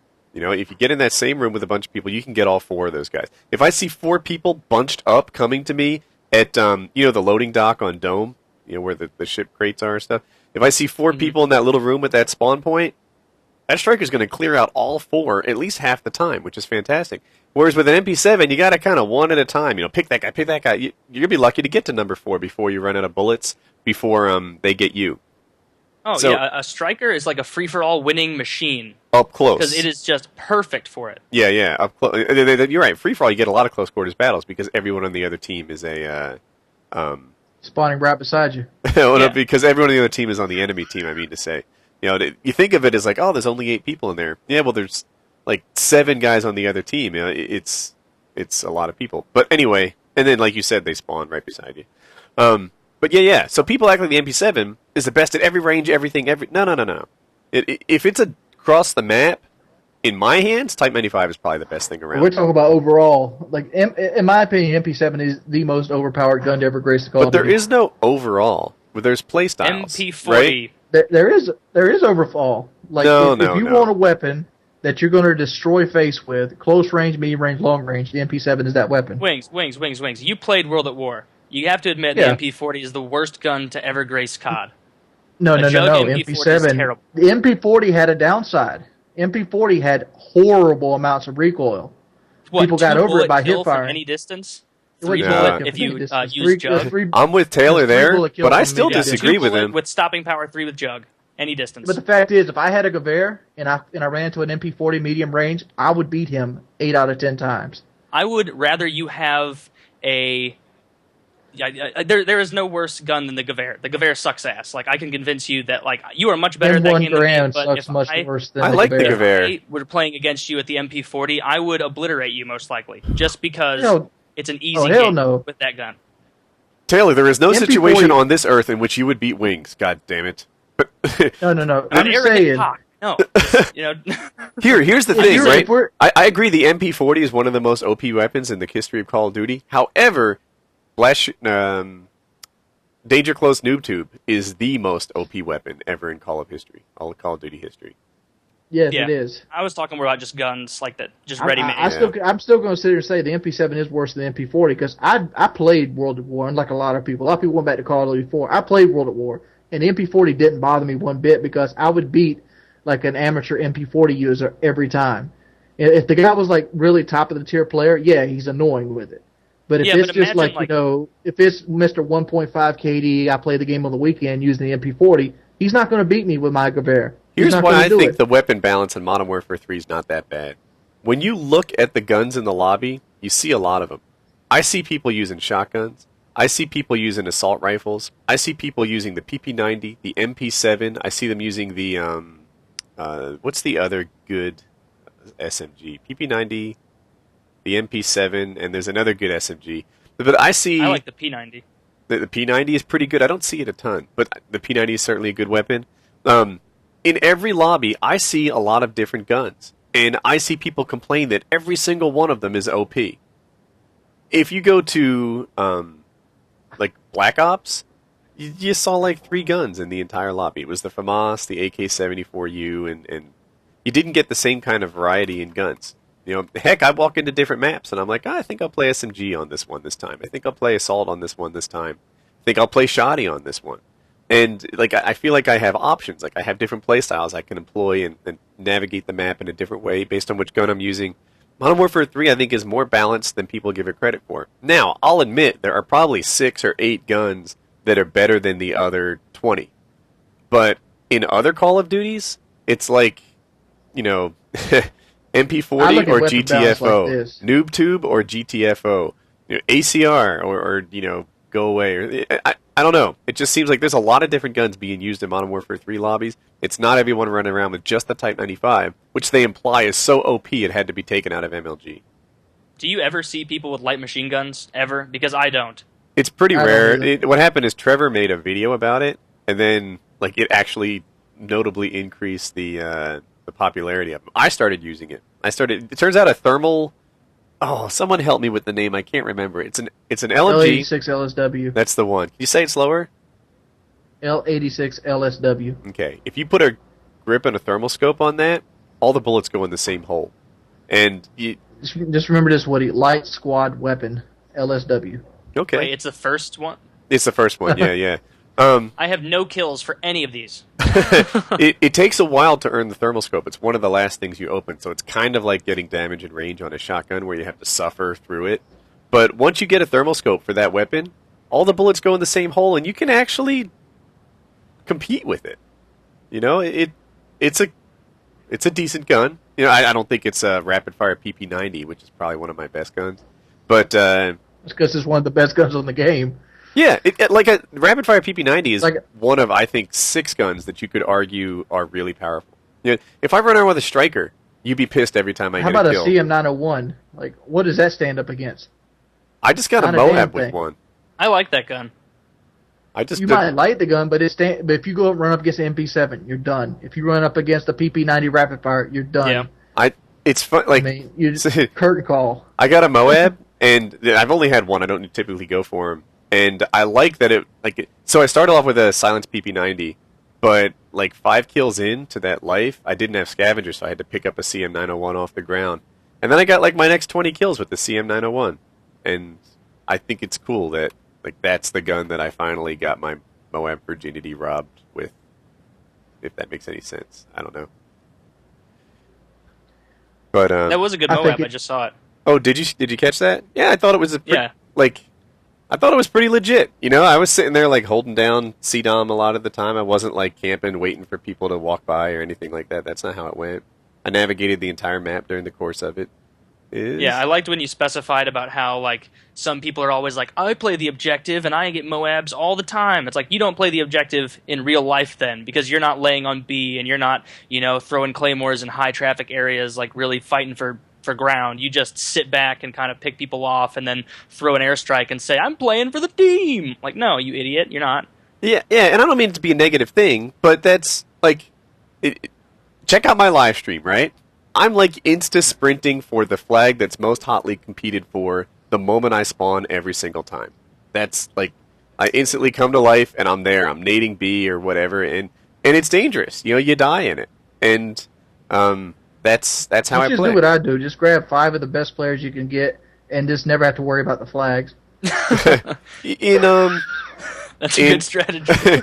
In Black Ops, I used to play with a team a lot. Actually, the second half of Modern Warfare 2 and in Black Ops, I played with teams a lot. In Modern Warfare 3, I play the flags solo. Are the problem of domination I don't like. Say that again? I find the flags are the part of domination I don't like, so I eliminate that part of the game and just go straight to the spawn killing.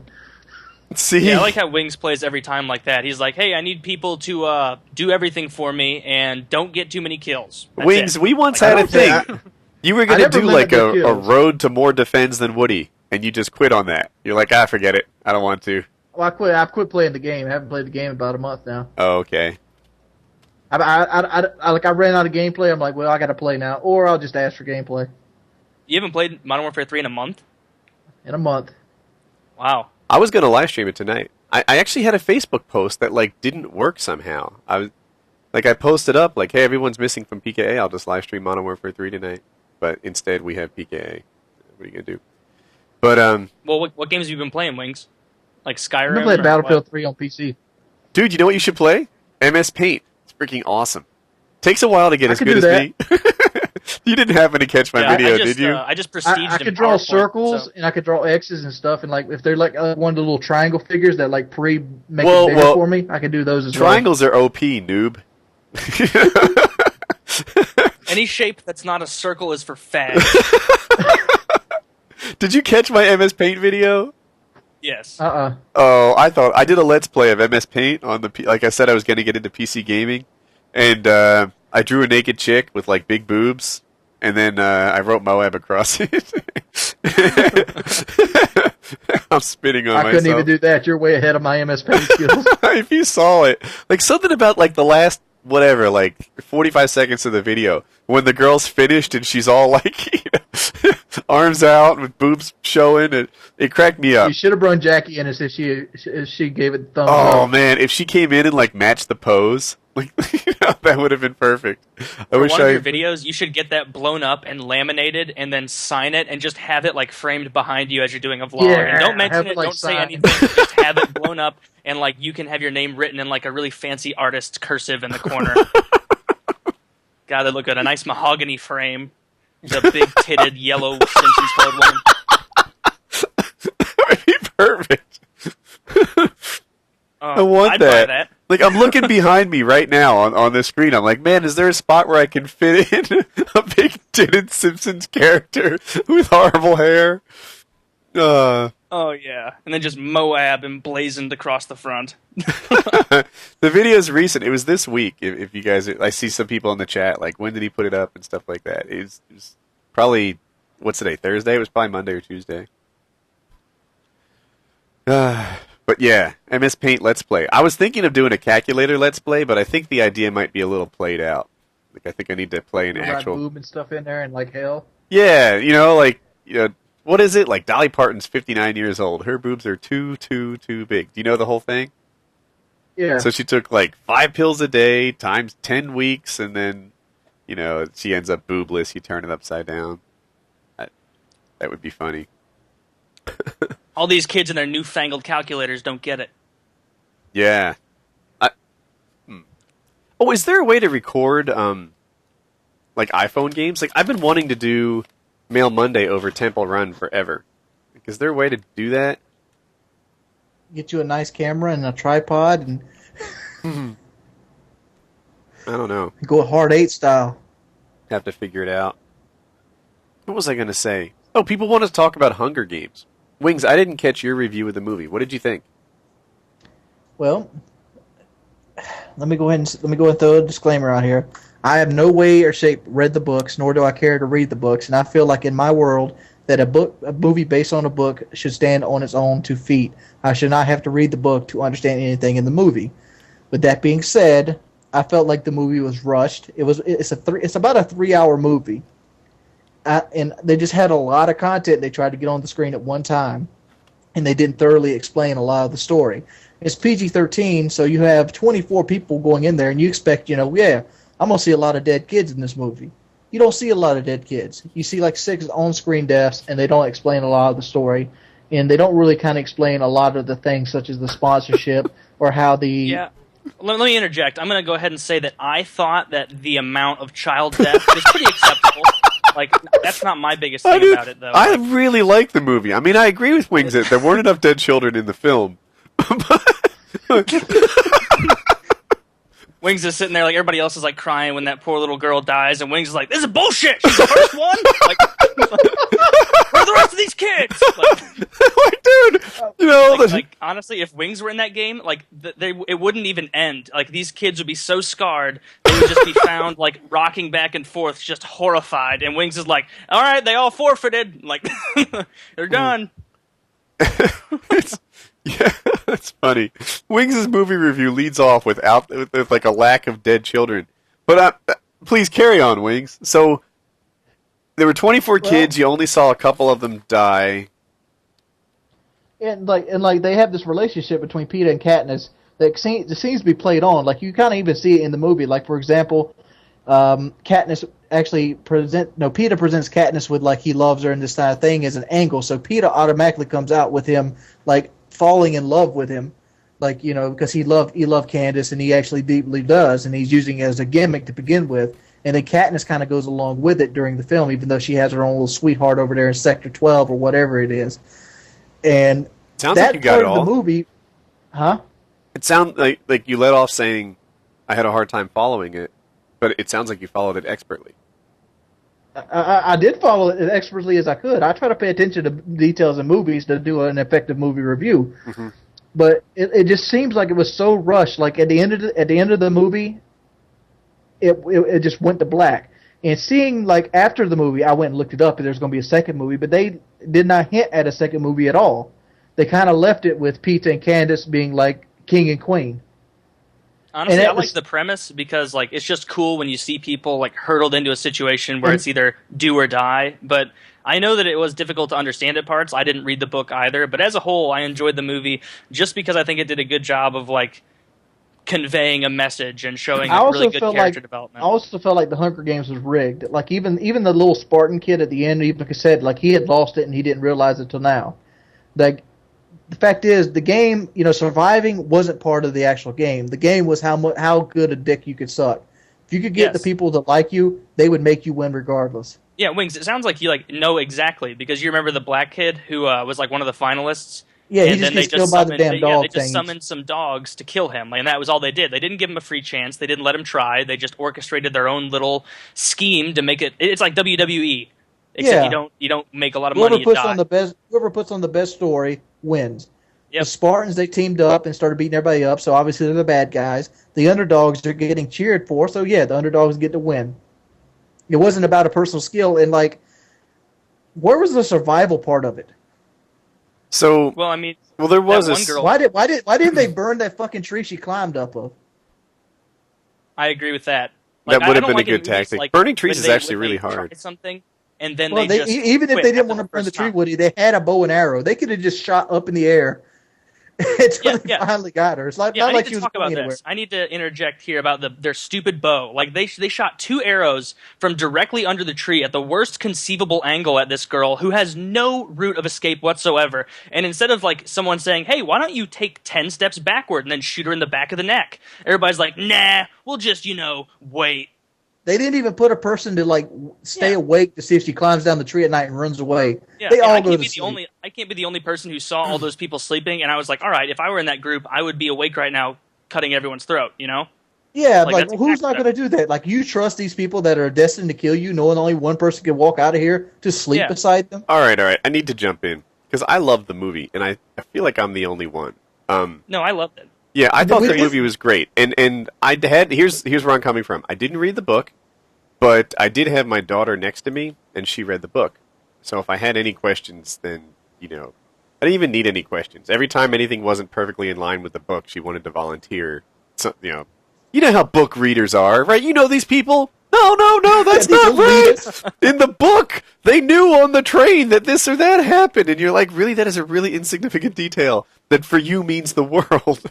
But yeah, so I had all the sort of details filled in as I needed them, and I thought the movie was amazing. I walked away like, wow, we have our next Lord of the Rings. I can't wait for this trilogy. I thought the movie was incredible. I know. It did lack child death. It lacked child death. It lacked reason. It had plot holes the size of like New York potholes. It lacked some reason. I'll do that. Like the whole thing about sending 2 kids from every district to battle it out as a way to keep people oppressed really seemed like they were just creating terrorists. That's a terrible government strategy. If you kill 2 people's children annually across all the districts, then what's actually going to happen is they're going to like fire RPGs at you from across the way, much like they do in the Middle East. But I was able to overlook, little inconsistencies and, what I'll admit is a glaring lack of childhood death. And it's a disturbing. Did you not expect more, Woody? Listen, did you not expect more people to be dying on screen when you had 24 people knowing only one could walk out? I'm actually going to say that I am on the opposite side of Wings for this because in the very beginning, that kid, like that little cute boy who was really young, like he ran straight to the pile of all the weapons and stuff, and it showed a few close-ups of him, and that really got you to empathize with the character, and it makes you think that he's going to play some role. But then he takes one step out and just gets massacred immediately. And to me, that was like, whoa, what the hell? This isn't going to be the kind of movie where the cute little kids get some sort of advantage. I felt like they lost a scene there too by going the first point of view.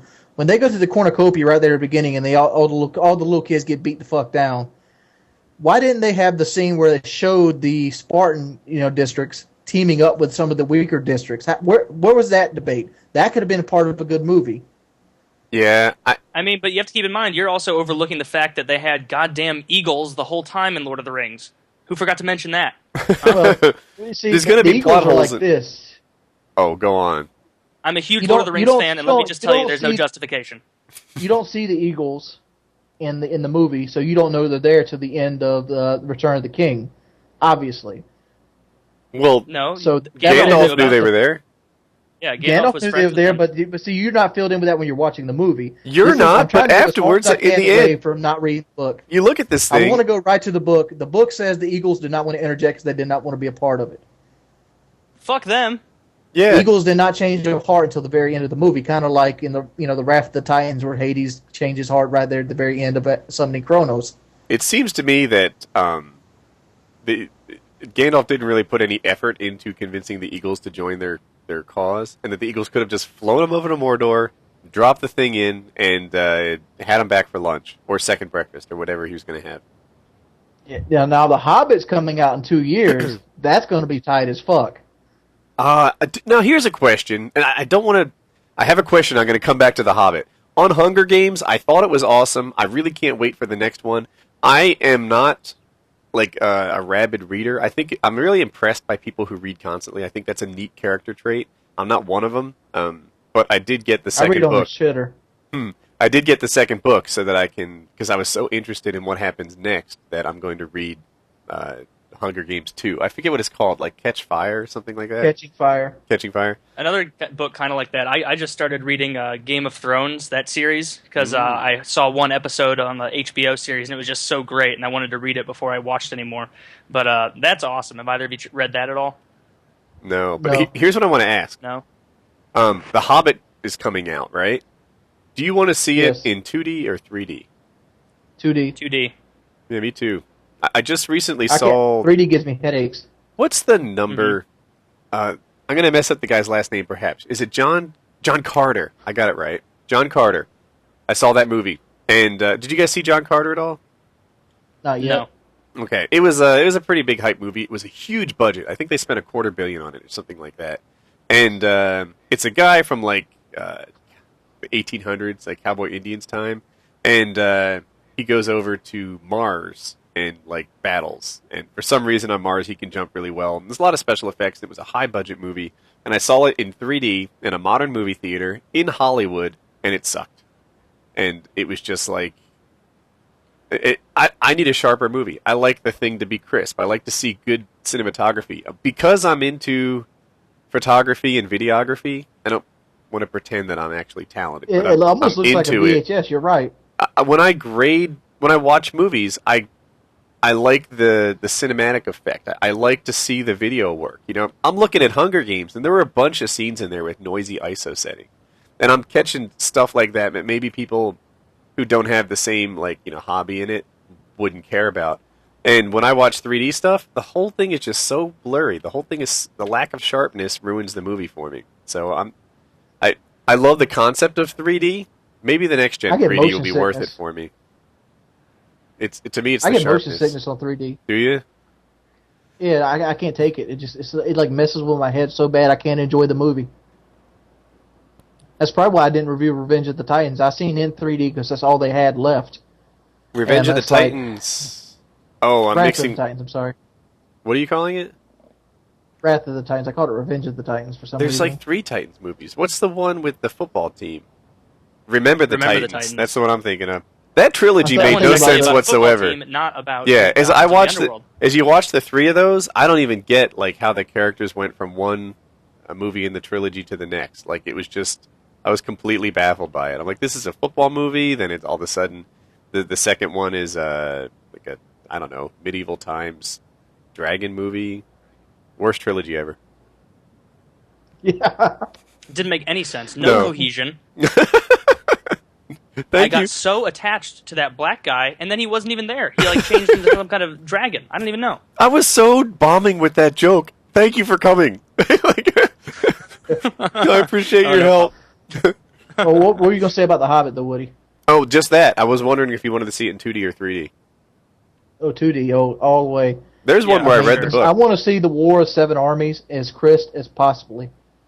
I don't feel like it makes me sick. It's really distracting for me. Maybe someday it'll be like clean I was enough, kinda let crisp down, I enough, didn't get to- but not now. I was kind of let down that Smaug wasn't in the trailer of The Hobbit. Oh yeah, he will be though. He'll be in the movie. Obviously, he's going to be in the movie. The movie centers around him. Well, yeah, I'm saying that like what I really hope they do is that they take the classy route and they don't do like a Michael Bay atrocity where they just take the most like advanced like CGI character and just give it like 45 minutes of screen time. Like if there's a dragon or a transformer in a movie, I want it to be so downplayed and just made I want like to be cool like a little camera side sitting character. up in the top of a cave talking to somebody. I read a Roger Ebert review where it compared Transformers to children in the kitchen banging pots and pans for 2 hours. I don't like the Transformer movie. Imagine that, Woody. You're just watching your kids in the kitchen. And you're like, man, this is pretty good. 2 thumbs up. It just, yeah, it's like, man, that's totally what it was like. So yeah, dude, they all want us to talk about Hutch. My chat is filled with like Hutch. I don't know what else to what say. do you want to talk about? Yeah, Hutch was one of the original Call of Duty commentators. Then he moved then he got a Respawn partnership, like much like I do today, and he moved most of his content from his personal channel over to Respawn. And then he got a job at Respawn, or Machinima, I should say, and he worked there and made lots of like vlog type stuff with Sark. And then he decided not to work there anymore. He stopped. He took a month off from Machinima, and then he came back for about 2 weeks, and then he decided that he was finished working in this scene. You know, he said he wasn't going to tweet, Facebook, or post on his channel anymore. And Hutch has always been a nice guy. He's kind of an intelligent guy. And that's more power to whatever the hell he wants to do. Perfect. Yeah. Perfect, right? Whatever he does next, I bet he does it pretty well. I bet that whoever hires him is pleasantly surprised with, you know, what they get in Hutch. And I mean, I'd like to add this. Hopefully he doesn't go back to waiting tables. Hey, and if he does, more power to him. Doesn't like he even though he's a public personality on YouTube, I feel like a lot of fans feel like he somehow owes us another chapter in the story, which he doesn't. This is his life. If he wants to go and do another job, let him do whatever he wants, you know? About yeah, that I mean, last who are we chapter, to say what he's doing? But I mean, as far as like him leaving, he was really the first commentator to put his feelings out there and like wear his emotions on his sleeve and be really candid with you. And that really changed the game because he was the first person I watched where I didn't just think like, I'm going to watch and figure out where I can be better at COD or how I can do this and that. I watched it when I was like, I'm genuinely interested. I want to learn more about his life because I'm empathizing with him and I really feel connected, you know? I watched a Hutch video where he moved into... So I think he used to be a roommate with a guy. And, but even though they were roommates, it was kind of like it wasn't an equal situation. The way he seemed to describe it was like he was crashing with his friend. And then when he moved in with his girlfriend, like he couldn't post gameplays for a little while, and he did like a vlog. And he's like holding the camera up, talking to it as he drives from one location to another, like in San Francisco. And it was an exciting like step in his life because he was going to move in with his girlfriend, and they were going to... I think when you move in with a girlfriend, everyone's kind of trying marriage on for size, or at least admitting they're taking the relationship to a deeper step. And it was neat to sort of live that with Hutch. That was the sort of thing he did that I hadn't seen on YouTube before. And, so he broke some ground. He did some great stuff. Now he's moving on to what's next. And I don't have any inside information. I haven't spoken... Well, I talked to Hutch 2 weeks ago, but it was more just like a hello, pass him in the office kind of thing. I haven't had any like meaningful conversations with Hutch in at least 6 months. So, I just wish him the best. And I think, because I think Hutch is such a smart guy, I think that whatever he does next, whoever he works with, will be pleasantly surprised in what they get with him. So, that's that. Yeah, I agree. I really do hope, even though he doesn't owe us any explanation, I really do want him to come back at some point and just fill us in. Just a little bit of closure, you know? So if you're listening, Hutch, a little bit of closure, come on. I'd love that. Like, it doesn't have to be like now. Sopranos. Don't be like the Sopranos. How about, 6 weeks from now, he just says, like, hey guys, I want you to know, I'm happy. I've got a new job. It's stable. I'm here. I'm surrounded by people that I love and love me back. And, everything is good with me. Just make that video. Yeah, it doesn't even have to give details. Just, he knows that people care. Yeah. So, no. They asked us to talk about Hutch. There we go. We've talked about Hutch again. I got one more thing to say about Hutch. My video just told me it failed. He's an amateur sniper. Yeah, So I upload it. I want to see it. I gotta wait till PKA now because I tried uploading it just now and it says it's gonna take like 300 minutes. Right. So it said that it failed to upload? Yeah, like it goes. Let me give you the exact what it says. It's been. I went to upload it at 3 o'clock today, 3:30 to be exact. And I set it to come out at 6, 2 hours before Painkiller already, and it kind of just hung in processing. Now it says failed, upload aborted. Oh, that sucks. Yeah. So I really put no video out today. I'm a beast. Nope, you'll put PKA out today. Yeah. I put 2 out plus PKA. I had a good day. I was trying to drop this Hutch video and have PKA. That was gonna be my day. I've liked my videos So, lately. Thank you, YouTube. Like there are times where, and I think everyone here knows this, you go through sort of the YouTuber's version of writer block. Like, I never miss a day. I've been uploading videos every day for like 600 days in a row now. More than that, I bet. And, but sometimes I wake up in the morning and I'm like, what the hell is today's topic going to be? Oh, I've been there a lot. And you start surfing, like looking at forums. Lately, though, Then you get sidetracked. I've been on the other side of that. I've had so many things on my mind, so many things I want to say. I'm like, which ones can wait? Which ones are not so time sensitive that, they can wait till this weekend? Which ones, like if I talk about something that's kind of newsy-ish, like that's got to go out today. I mean, I don't want to talk about some breaking story when it's 5 days old. But lately I've been like, I've got 2 videos for Thursday. I have all my videos laid out through Sunday at this point. And, if you wanted me, like if I had a brilliant video idea, I'm like, shucks, I hope it can wait till next week because I'm kind of stuck here for, for space because I don't want to go like 3 and 4 a day.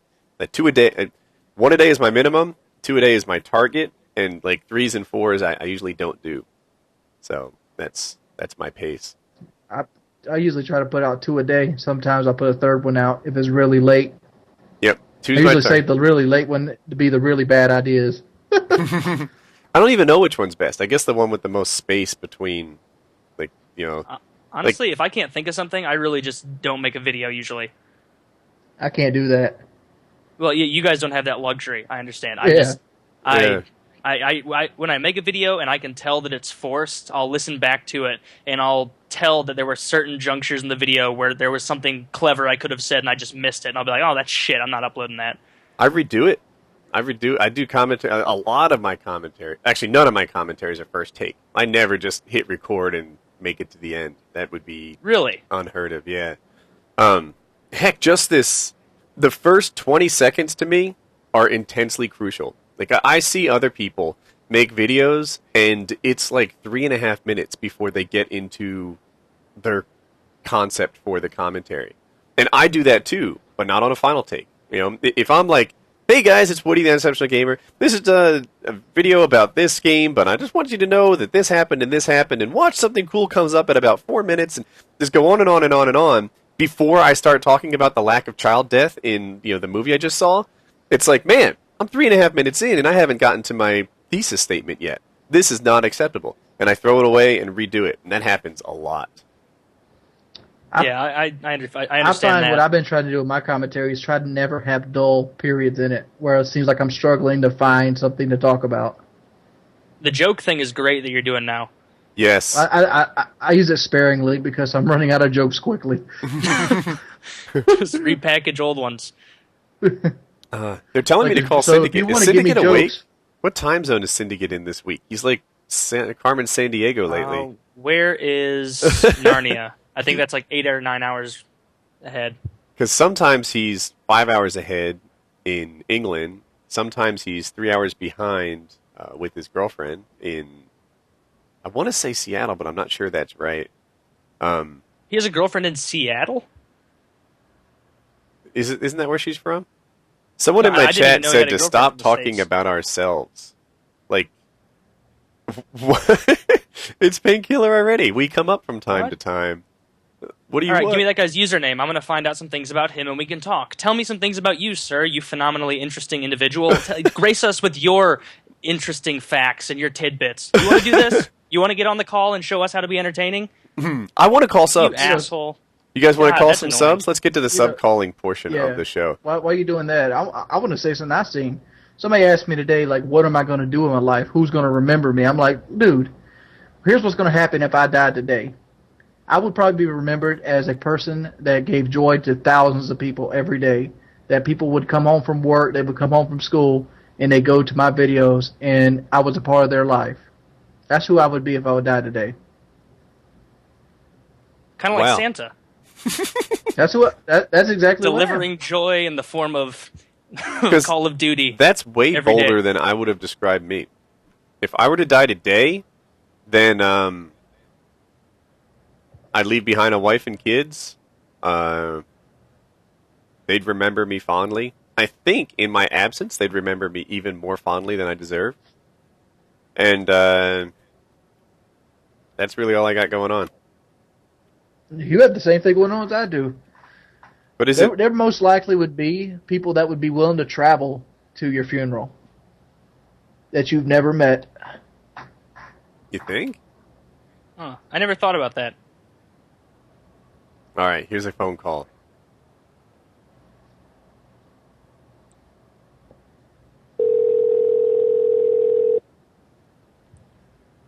Wait, this is a sub or a prank or what? A sub.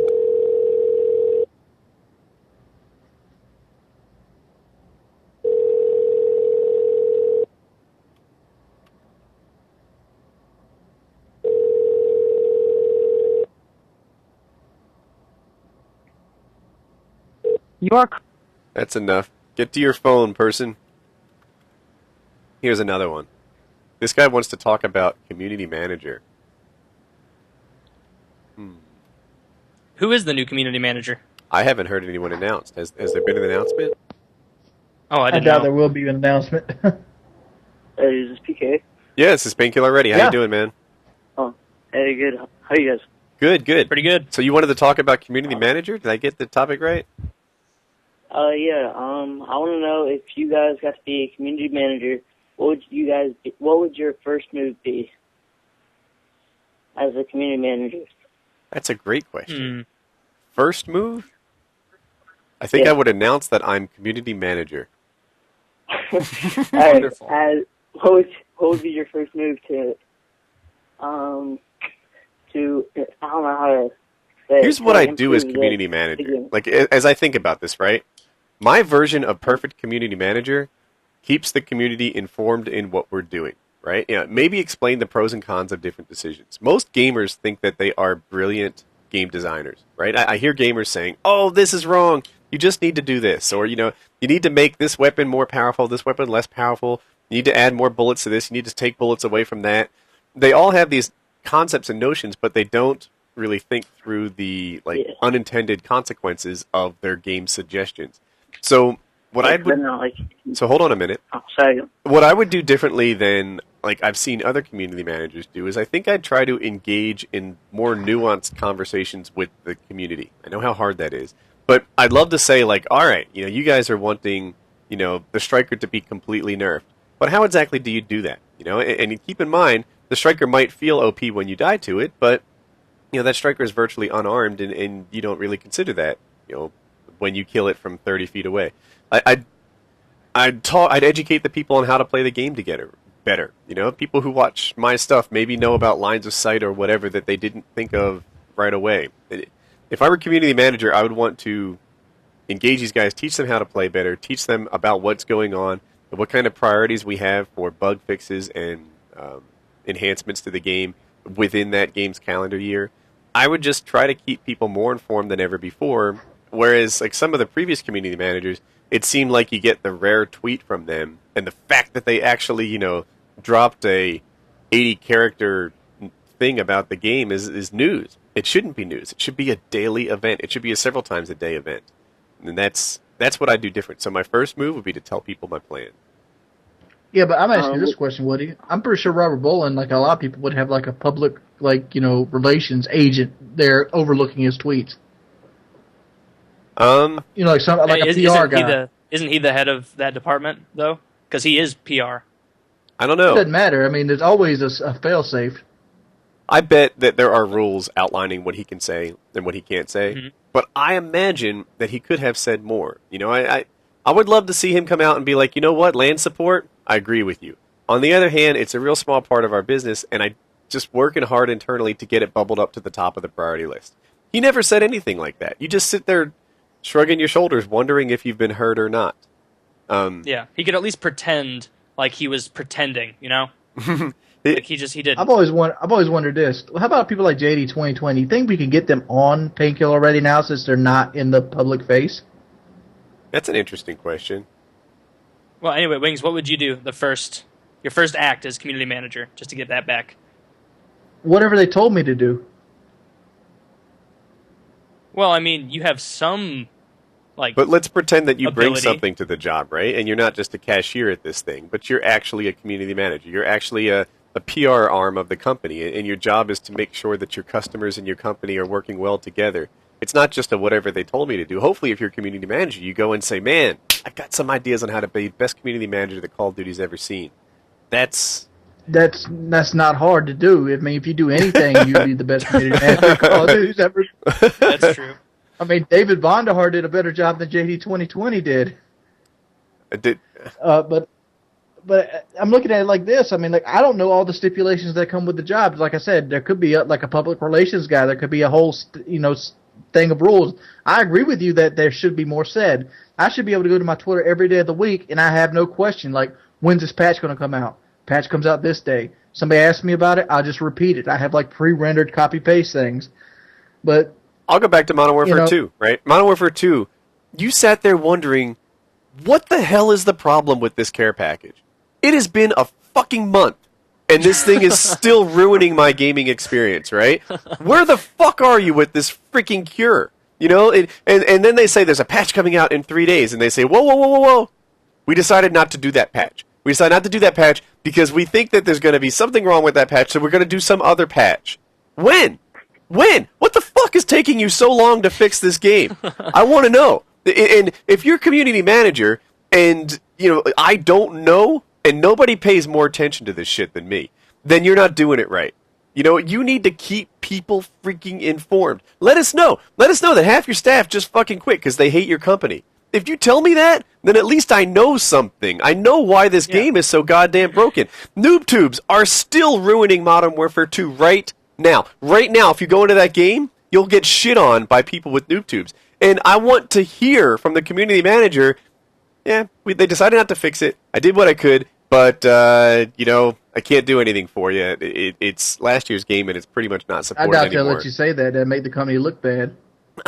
Maybe it would. But I need a higher level of communication than we've ever seen before. I need engagement. And you know, if someone comes and says... I look at it this way. Go on. Like, I don't know if you guys realize, Battlefield 3 just got a patch on March 27th.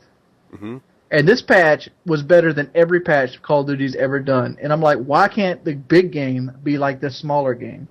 They added ladders, they added areas, they added even guns into the game on a fucking regular-ass patch.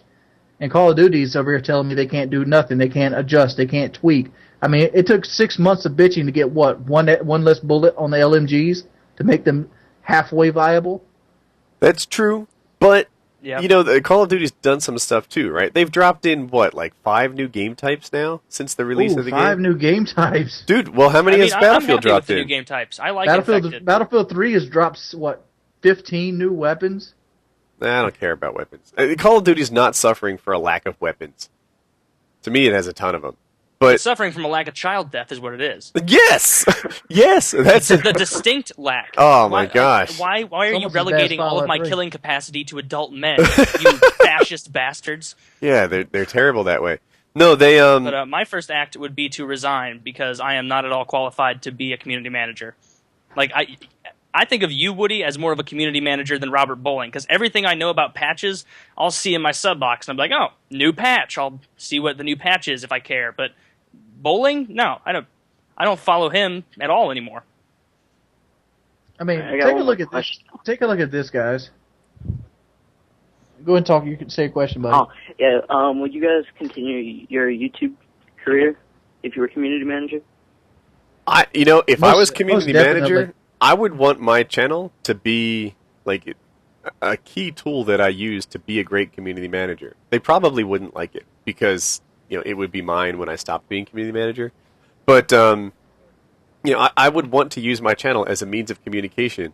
Right now, everyone uses Twitter, and Twitter's not bad, but dude, it doesn't say anything. It's 100 characters. You can barely get a message across in this thing, right? Yeah, how do you explain to someone your position on snipers if you're Treyarch, right? Here's Treyarch's thing. Treyarch thinks that more or less quickscopers are taking advantage of a game mechanic by being oddly effective up close, and then, of course, absolutely deadly at a distance.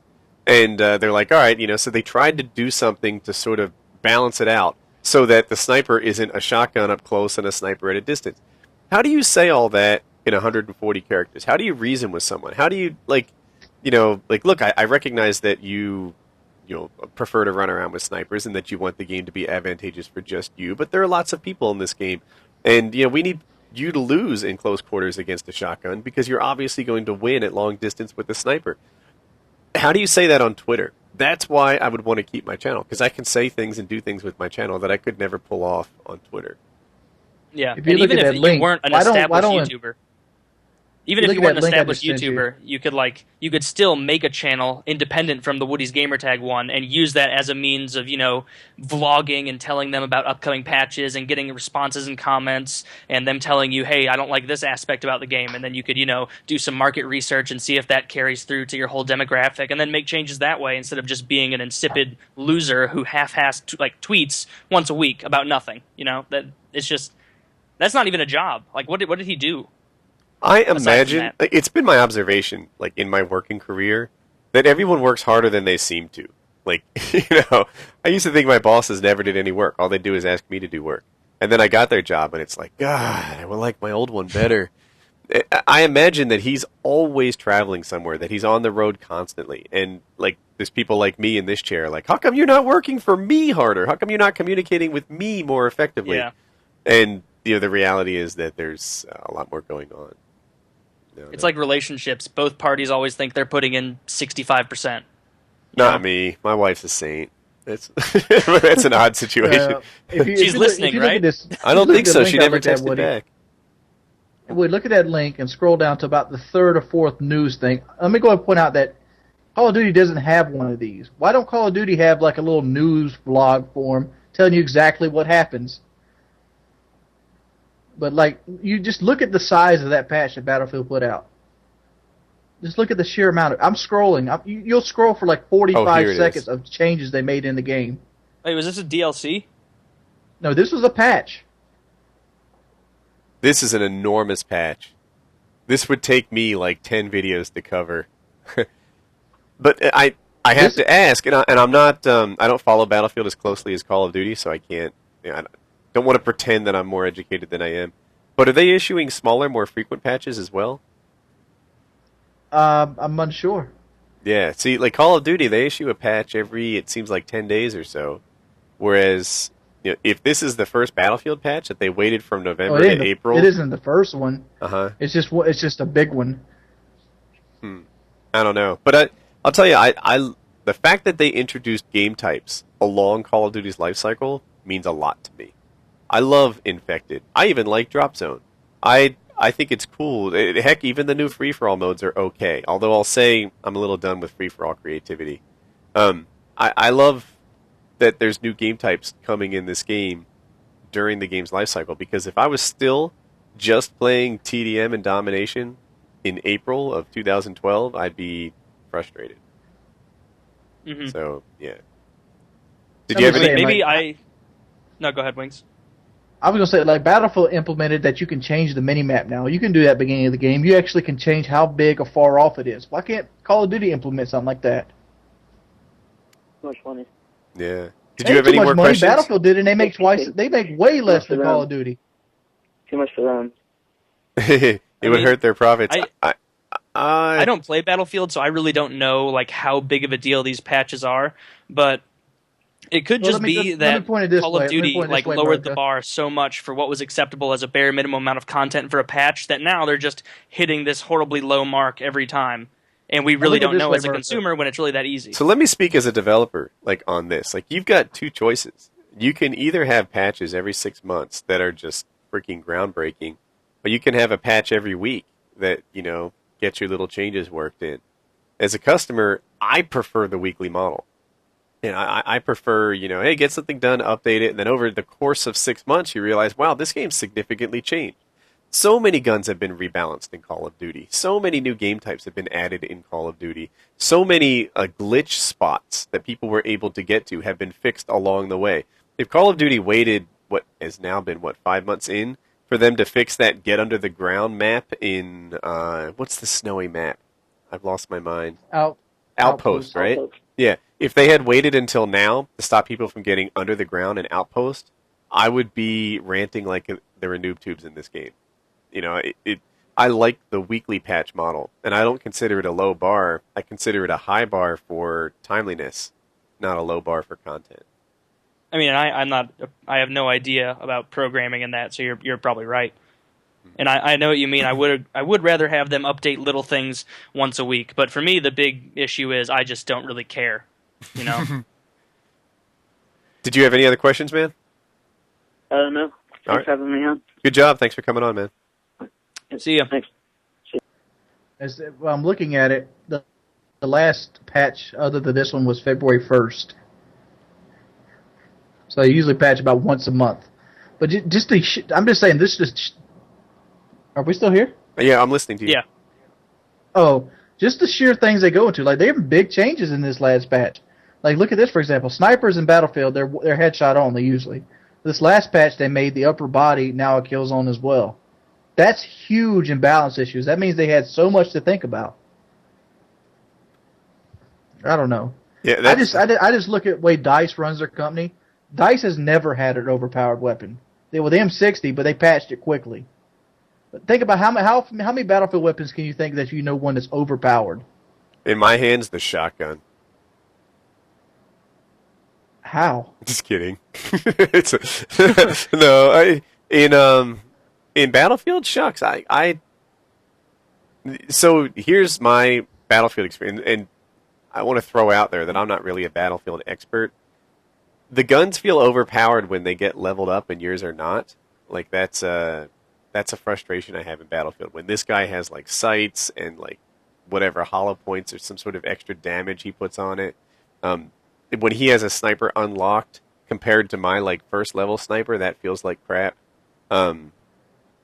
But once you get your weapons leveled up, I guess there's a bunch of choices to use. I don't know. You think they're all not overpowered? There's 17 attachments for every weapon. Jesus. Something about Battlefield. Wait, every weapon in Battlefield has 17 attachments? Yes. And they take a lot longer to open than COD. Like, I think if you work hard, you can gold gun something in Call of Duty in 2 nights. Like, if you just use it pretty much all game, 2 nights later you'll have it gold.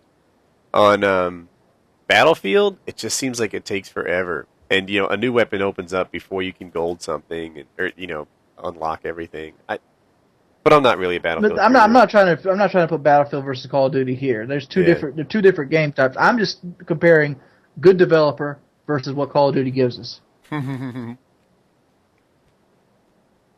I mean, you're trying to jerk off Infinity Ward right now, but I'm sort of thinking, man, it took them 4 months to patch the fucking Javelin glitch. Everybody needs a hobby. It took them 2 months to patch the care package. I like to jerk off every major time corporations. you get angry about video games, just reminisce on the Javelin glitch and think about how lucky you are. And think about how long it took you to play Modern Warfare 2. Yeah, I mean, the game came out in November, but it was like March or April before you actually got to play it. Yep. Oh, God. Oh, yeah. And that's not like a hyperbole like we'll say about Modern Warfare 3, like, oh, it's unplayable. Like, no, that's legitimately unplayable for 6 months. It was terrible. It was terrible. Hello? Oh. Hello? Hey, this is Painkiller already. Did you give your number? Yeah, I did. What's going on, man? I was just wondering, I've got some money right now, about $300, and I really like playing. I'm pretty good, so I've got some good gameplays, but should I buy a capture card? Is it really worth it? It all depends on what you want to do with it. Yeah, what are your goals? What? What are your goals? Do you want to get into it and start, do you have, aspirations of getting with Machinima, or do you think it'd just be a fun hobby? I really like to play, and Do you want to show your friends on Facebook, or do you want to have like global aspirations of being a great gamer? I could post some pretty good commentaries, but it's like, is it too late into the scene to really post gameplay? It all No, but it's depends. much more Are you difficult. are you getting triple Moabs? Not triple. I've got a couple double though. I mean, because gameplay alone isn't going to escalate you up to where you need to be.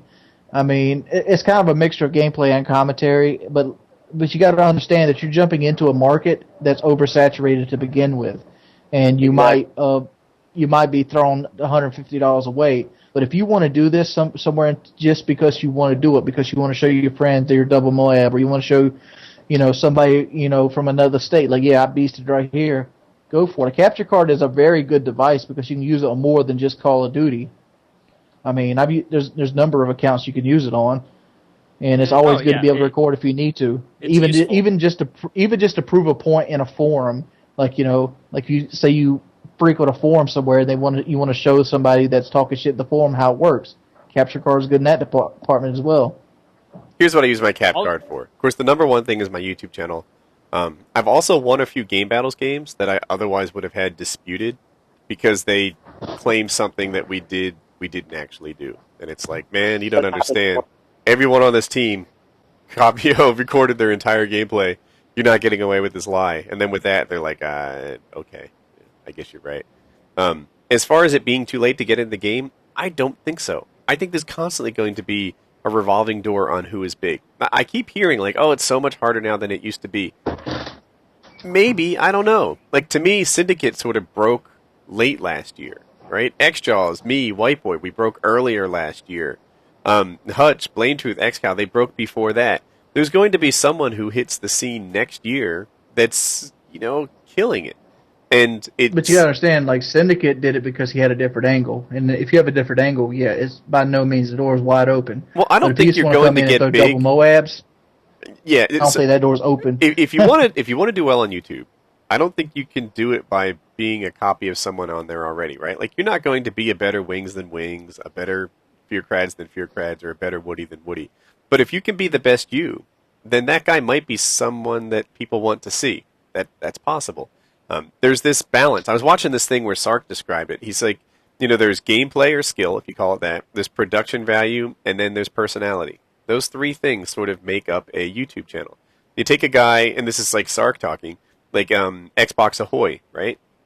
Xbox Ahoy is the production value guy, right? Nobody touches him. He's on top with regards to production value. On the other hand, you don't really get to know Xbox Ahoy when he makes his things. Like, you're not connecting with him. So, like, on his personality graph, while he might be a fabulous guy, right? He might be the life of the party. In his videos, it's really about the production value. There might be someone else who's all about the personality, like, the reason you're watching, like, a White Boy video might be because you just really, really like this guy. You find his, or Syndicate, right? You find their enthusiasm contagious and you want to be part of it. Or the other one is skill, right? Sandy Ravage, for the longest time, didn't even have commentary. You just watched it, and you're like, I can't believe this guy just went like 110-1 and earned 2 Moabs with the Spaz 12 on, shucks, what's the map in Modern Warfare 2 with the river running across the middle? Rundown, thank you. God, you guys are great. So, there's skill, there's personality, and there's production value. And those three things make up a YouTube channel. And you need to find some way that you're going to go and figure out what makes you great. It sounds like you're saying my gameplay is fantastic, but that alone doesn't usually carry a channel, right? That I've seen so many Moabs that they're not even interesting to me anymore. And most of the time, I actually don't want to see them. I actually thought about doing a video asking the community, do you even want to see these things anymore? Because it seems like a stale, barometer. Yeah, I'd much rather see a guy get like 70 kills on an AC-130 than go for the Moab.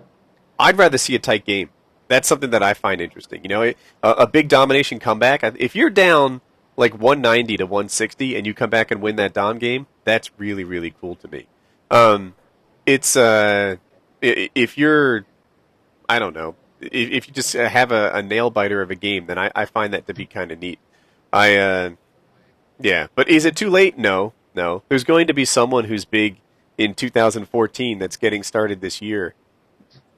If that's not you, it'll be somebody else.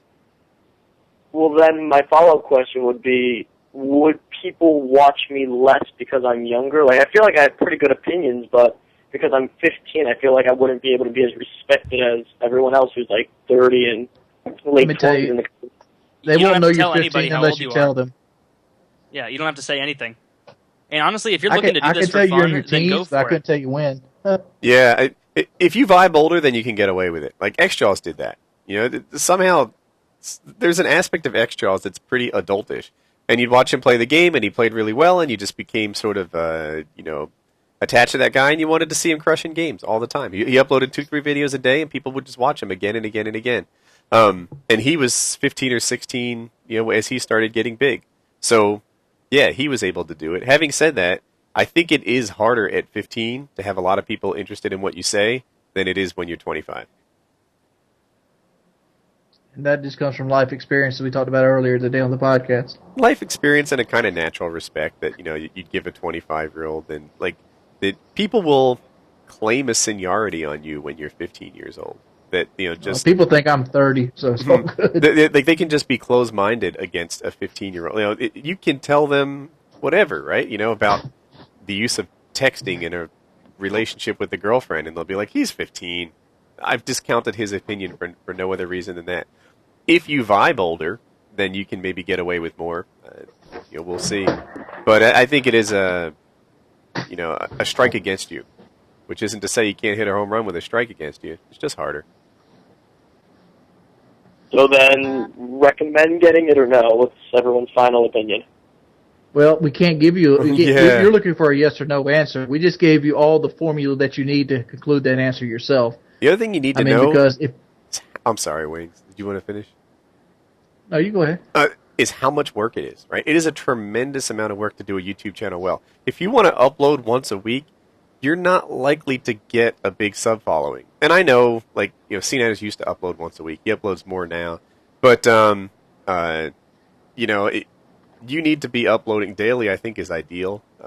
If not daily, then give them your schedule. Hey, new video every Monday, Wednesday, Friday. Let me give you my schedule tonight. I got to re-upload this Hutch video. Hope to get it up at a decent hour. Then I'm going to go over, I'm going to do a Let's Play channel on CoD YouTube. Then I'm going to come back, and before I go to sleep, I'm going to make out 2 more videos to put up for the next tomorrow because I might sleep into noon. And then I'm going to get up and I'm going to go at it again. Some days you might be 3 or 4 days where you're shackled to your house. Some days you might be, 3 or 4 days ahead like Woody. It all depends on when reality spurts and what you want to talk about. Yeah. Doing this, yeah. Sometimes inspiration my big advice hits. Would be don't get caught up in the honeymoon stage of it. Don't see one commentary made by someone and think, wow, that looks like fun. I can make a video like that. And that's not to say you haven't researched or anything, but it's really not like that. There are times that I've made videos where I really didn't want to make it, and usually if I don't want to make it, I don't, but there are times where I haven't wanted to make it and I've really just pounded it out and had to force it, That's what you have to do. And if you want to be successful, you have to do that. There's not an if, and, or but. You can have the look of principle, like, I'm not going to upload unless I really, really, really want to, but you're not going to get successful that way. So my advice is if you're rolling in dough and it's not that much money for you and you just want to have some fun, then buy it. It's a fun hobby. It's a good time. You can record movies off TV with it as well. But if you're just doing this with aspirations of, making a lot of money, I think you're going to be disappointed. It's kind of like playing the guitar. Oh, you want to play the guitar? Do you think that you'd enjoy it? Get one. You might love it. Oh, you want to play the guitar because you think that you're Brad Paisley? Good luck with that. There's not very many of them. Good that makes sense. Yeah, I'm still learning how to play the guitar. I hear that. So you guys actually looking to get a teacher at this point in my life? It's been over 2 hours. Teaching myself. Do you want to keep going? Yeah, you want to call another guy? We can call it if you want to. I seriously got to get this Hutch video up. Let's do one more. Post show, or I don't care. Can we do a couple more? Let's do one more. I'm gonna talk about my guitar thing over here. I've been trying to teach myself for the last 6 months, and I've gotten the basic chords down, but now I'm struggling with hand changeovers and strumming. So I'm like, I might as well just bite the bullet and go get me somebody that actually can sit down with me. I'm feeling like I need the human aspect. Have you been learning like from online now or videos or Yeah, what? like Marty Schwartz and stuff like that, and then I had to go look up guitar tabs and things. Just trying to learn what I can learn when I feel the inspiration. I get that. Because I'm not trying to be Brad Paisley, but I want to be able to like play 3 or 4 songs while I sit on the porch and just like impress whoever comes over. That someone will recognize. I get that. Huh? That somebody would recognize, you know, like, oh, dude, that's Wonderwall. Oh, dude, that's, you know, Yeah. center field or whatever it is. I have no aspirations of becoming a famous musician. It's something I've always wanted to do. Is this guy going to pick up? Hi, this is Grace. Sorry I'm not in at the moment. Please give me a call back. All right. How'd you let the answer machine go through? I think she was about to give her number out. Oh, Yeah. yeah. Wait, here's a guy. Poor Oh, Tracy. no! Oh, wait, here he is. I got him again. YouTube bursts or scrolls in bursts, and I thought I missed this guy, but somehow he survived. What's his topic Burst.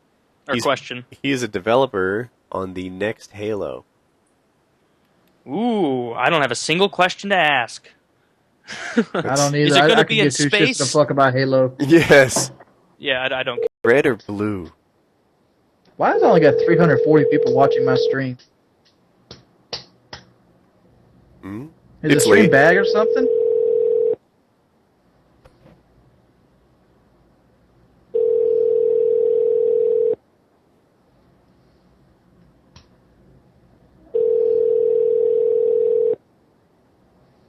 It seems like we're Welcome calling to a lot of people. voicemail. To access your mailbox, enter.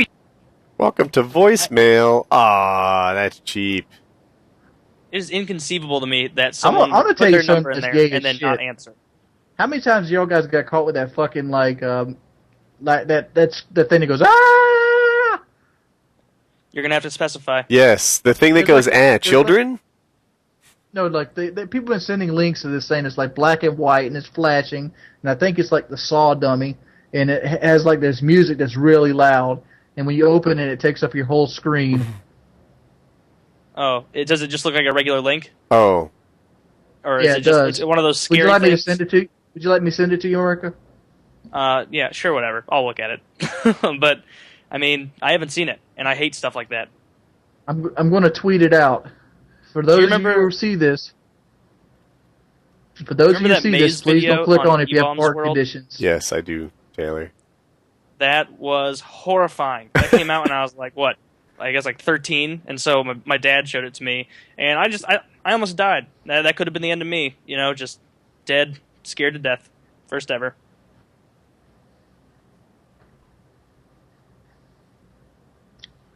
This guy has a Find it. question about ads. Ads? He has me oddly curious. Like, it sounds like a terribly boring topic, but I can't resist it. Oh, wait. All right, Merca. Damn, scrolling. There was a guy who wanted to hypnotize Wings of Redemption. That would have been good.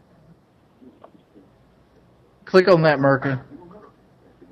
Dude, not in the middle of the podcast. Hello? Yeah, do it, son. All right, I'll click on it. That is so loud. Jesus. It scares the shit out of you when you're thinking you're going somewhere else. You think you're going to like a driver's site, and it's all like. God. I'm gonna send this link out on Twitter.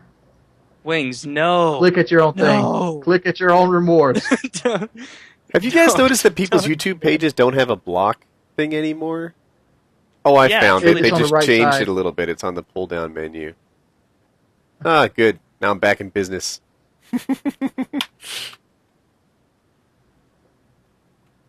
Wings, did you just tweet that link with no I did. text at all? You No text at all. are a bad person. 6 retweets already.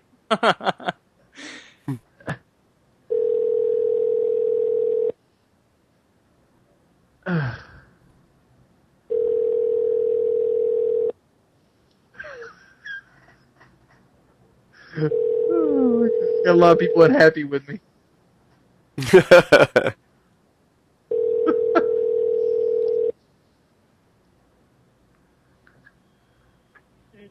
this is Isaiah Yard. Leave a message. And Oh my God. Yeah, it's the same thing. Like I was kind of expecting somebody to hit me with it today, and it still like made my heart jump and feel numb. I was like, yeah, you sent that to me and told me explicitly, this is a scary video, it's loud and flashes black and white. You told me exactly what it was going to be, and you even premised it saying it was scary, and I clicked on it, and I'll admit, I was shocked and scared, you know, because it's louder than you think. I hate shit like that. On my screen, I have the volume turned down so that I don't hear the stream echoing through my mic and such. And I saw it without volume, and it was really nothing to it. I'm like, oh, look, a flashy, ugly person. Oh, yeah, without volume, it's harmless. Turn the volume up, Woody, and even though it's coming, it'll still get you. All right, I'm going to try it.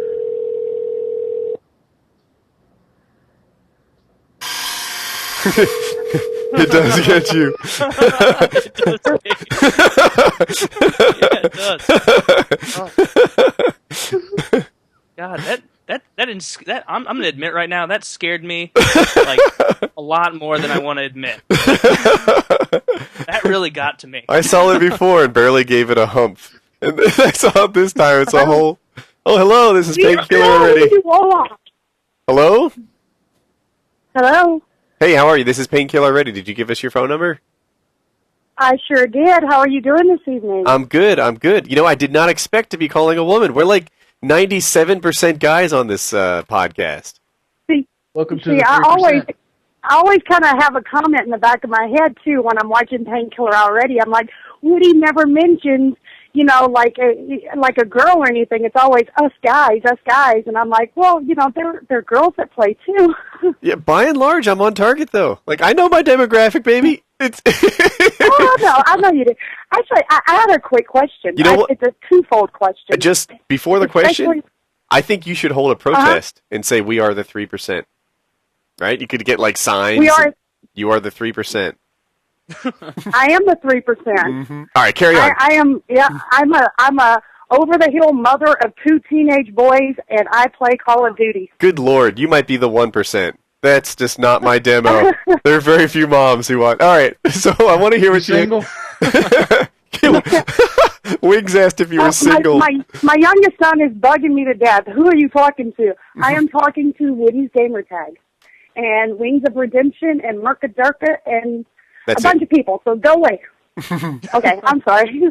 I wanted to ask, you know, with Hutch leaving Machinima this week, you kind of have to think about, like, kind of like your own mortality in the YouTube scene. And him leaving Machinima, has that kind of put...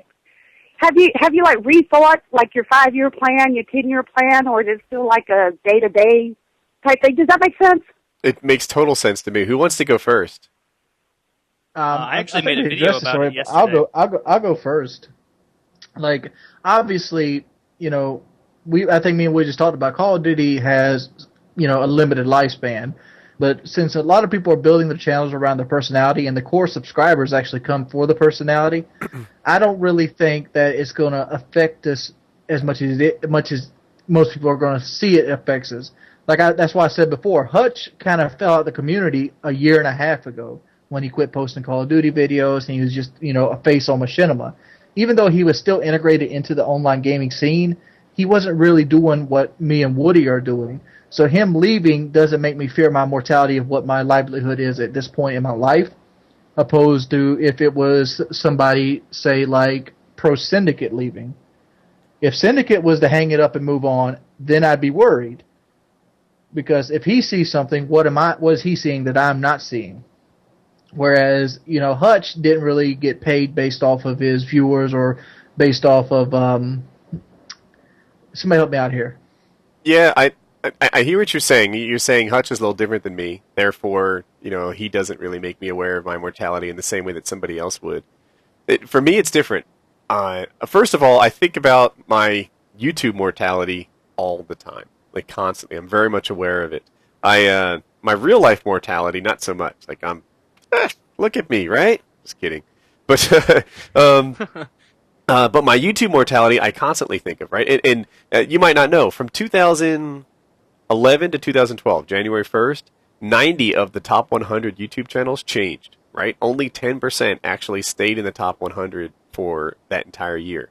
And it just, like, I aspire to break into the top 100 this year. And then I look at that and think, wow, so there's a 90% chance that I'll drop out of it for the following year. That's kind of a big deal. I look at my channel kind of like a TV show, right? In that, you know, if I'm wildly successful, I could have a 10-year run like Friends did. If I'm sort of normal, I'll get, you know, a 5-year run like somebody else did. And if I suck, I'll have a 1-year run like, you know, the channels that they're TV shows that just don't make it very far.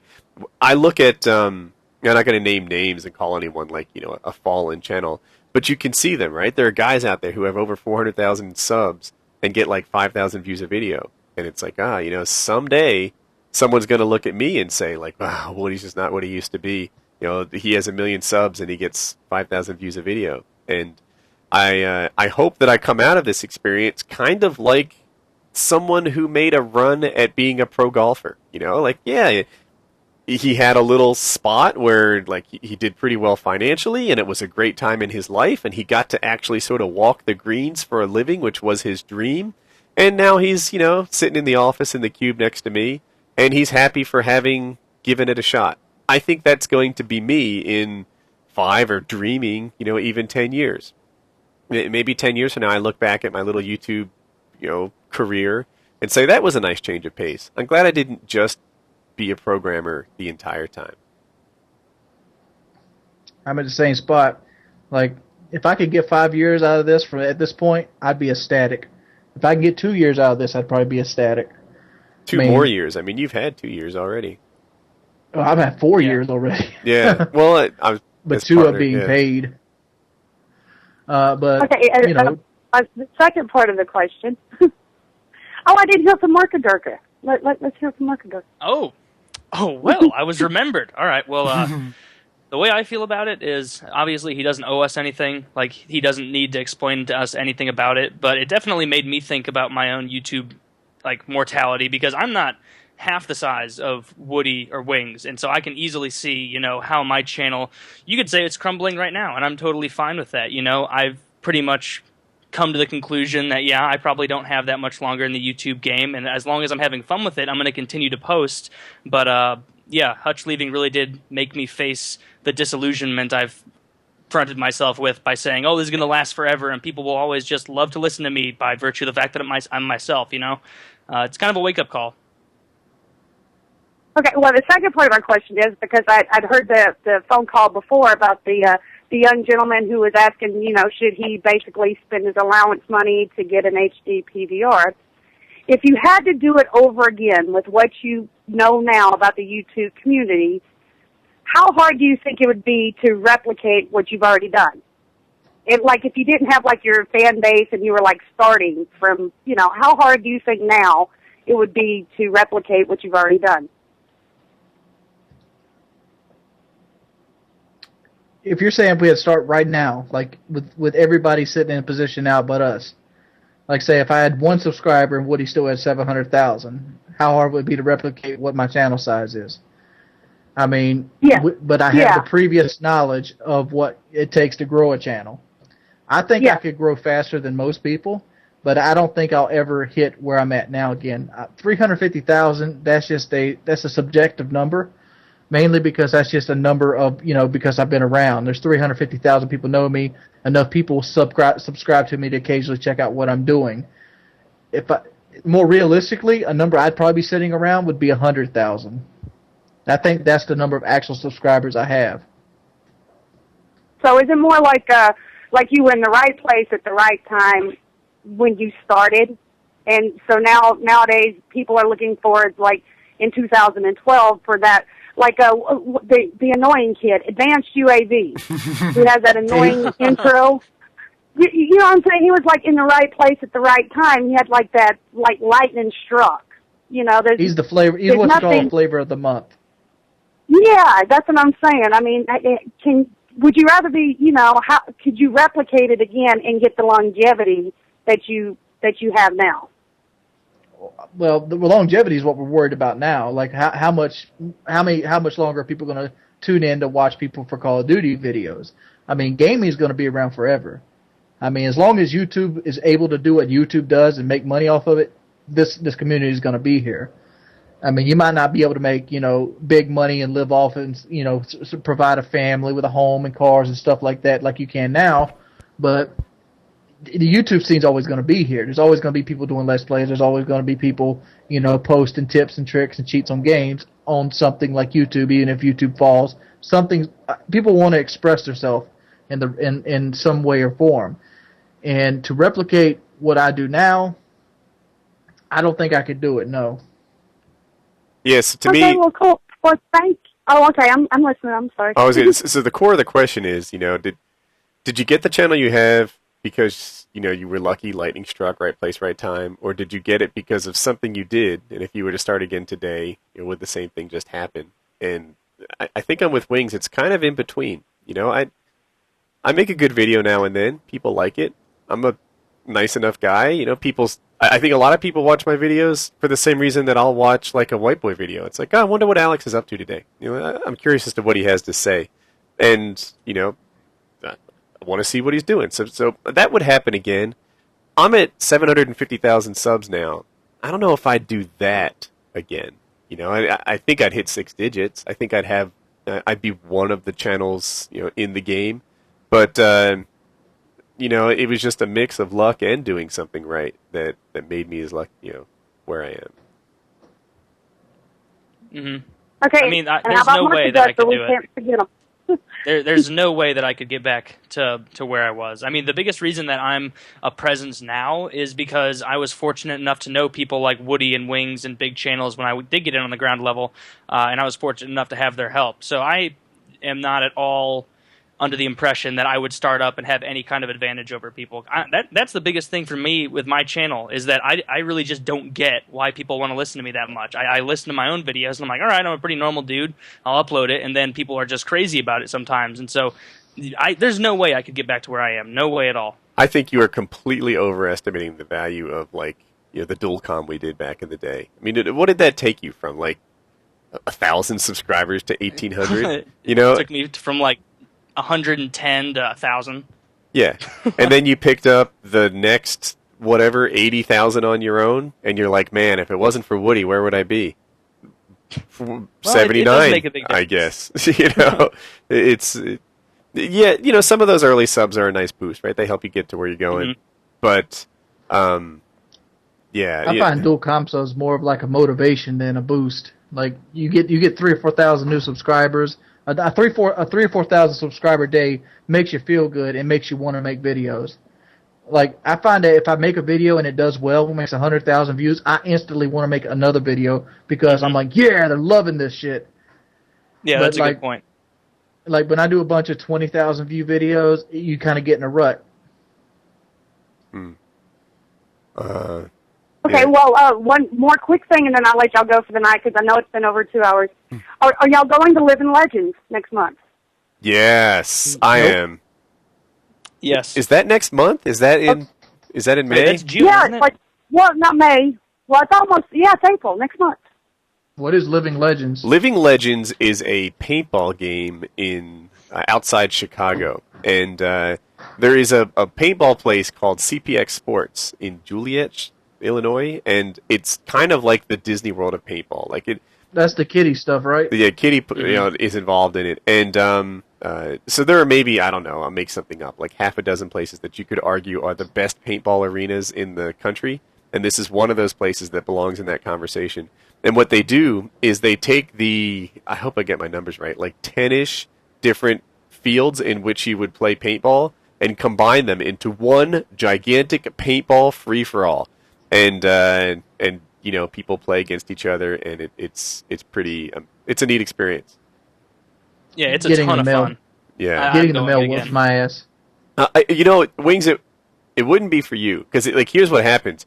You walk 2 miles, you get shot, then you walk 2 miles back, and then you walk 2 miles to where you get shot again, and then you get shot again. And there's a lot of that going on.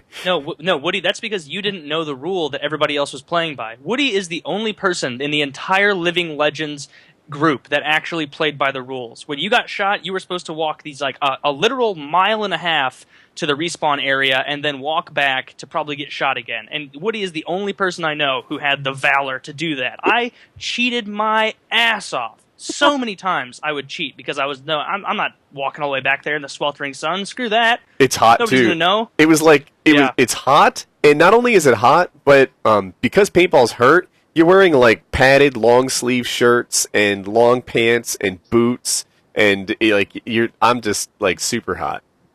And you have to wear long pants even if like you don't care because you don't want to be getting snakes and bugs and sticks and stuff. I'm way too fat. I'd be doing drive-bys in the golf cart. Hey, they have tanks. They have tanks. They have tanks, actually, and they have like Gatling guns on top that just shoot like tons and tons of paintball. And then they have like C4s that you could throw on the tanks and take them out, and it's pretty neat. That'd be a great video. Me in paintball armor just driving a golf cart and shooting paintballs at people. Dude, Timar put up a video where he killed a tank with the C4, and he like mixed it together with like glorious music of victory, and it was pretty good. It was pretty good. Were you with us when we did that? Me and Trevor were like the satchel carriers, and the tank came down the first time, and he did it just like a champ, like the most perfect throw. None of them even saw him, and the ref called the tank out and was like, "Oh, he got you with the satchel. You're out." They drove back, respawned, and like everybody was like patting Trevor on the back, and I had my satchel for the next time, and I was like, "Oh, I'm gonna do it even better than Trevor." And so I stood up and like went to throw it, and I killed it, but I must have gotten shot conservatively 70 or 80 times, just everywhere along my whole body. Like it was not at all the feeling of elation and glory that I thought it would be. I was like, I'm going to show everyone how great I am. Just stand up from behind the log, just pain and suffering on every inch of my body. Yeah, it hurts too. Like it hurts. Do you want us to let you go, caller? No, I just want to. Y'all can move on to the next, but I just want to say my boys and I will be at Living Legends in May, and hopefully y'all will take a second and take a picture with us. Absolutely. So y'all have a great evening. Absolutely, yeah, man. How do you guys afford these trips? I guess. Well, so money.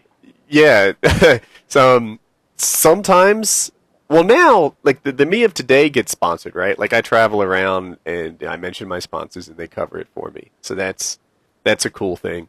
Before that, sometimes I just pay for it. Sometimes it was a mix, like, hotel was covered, flight was not, or something, close to that. So, but, today I thank my sponsors, and they cover my flight and my hotel. Like that Tokyo trip, for example, Gamma Lab sponsored that. So I made a daily vlog and just was sure to tell them how appreciative I was. I've always wondered. So I'm like, how do these guys? Because it takes like a trip to Chicago done right is at least $1,000. I think that's a little highish, like, especially if you share a room. Like so my trip to Chicago, I think was round trip takes what, $400, and you got 2 nights of a hotel room, another $120. Dinner, probably looking at another $50. So far you're up to like, almost 600. You got cabs and you got other things, and you might buy drinks and stuff like this. I mean, $1,000 is not out of the questions. No, I'm talking about a couple nights. So here's how it goes, right? The flight you're pretty much right is like $400, and then the hotel you share it with like 2 or 4 other guys, and so that's a step in the right direction. And so now we're up to like, what, $550 maybe, because it's a couple different nights. And then as far as food, yeah, that costs some money. Usually a dinner or two. FPS Kyle's rolling so freaking deep, he just drops his credit card on the table and pays for everybody. Yep. Yeah, right? That happened. Like you get the bill and it's like, how are we going to split this up? And what happens next? And Kyle's like, split? No. Yeah, I love that because Woody's old enough that he has to be like, "Oh no, let me handle it," and I'm just young enough, and I'm like, "Oh hell yeah, Kyle, grab the car." When we went to South Carolina, Kyle bought one. I bought 1 or 2 as well. I think I bought one when Wings was there, and another one when you weren't. And Kyle bought some, that's for sure. Kyle bought Chili's, you bought Outback. You got shafted on that one. No, dude. Yeah, if you call it shafted, I'm still in debt to Kyle with regards to meals and stuff. But it's all good. It's all good. So, yeah, that's it. You know, now when I travel, I typically just pay for food and like cabs and stuff like that, which is reasonable.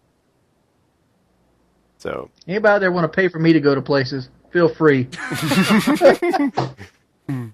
Although I'll tell you, like, I used to, at least contemplate like an airplane upgrade. If not first class, like if first class was cheap enough, like $75, I did an upgrade.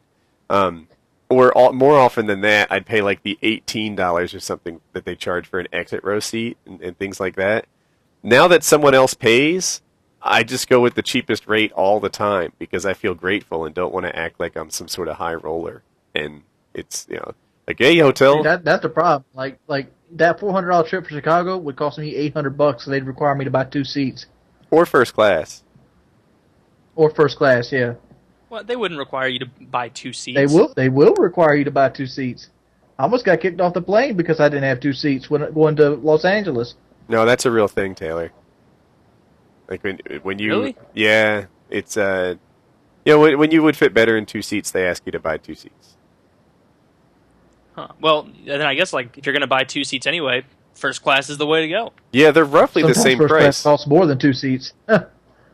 I wouldn't know. I've never flown first class. You've never flown first class? Oh, it's great. It's No. great. Yeah, first of all, the food is way better. You know how they have like 2 stewardesses handle like the 100 people in the back? They've got like another 2 for the 12 up front. So they're like, man, doting don't on tell me you this. nonstop. They literally serve like lobster and cheesecake, like good cheesecake for your meal. You know how you're all like looking at that one television 3 rows in front of you? Of course, everyone has like a bigger TV in your own seat in first class. Sometimes the chairs swivel and you all turn sideways and get like more leg room.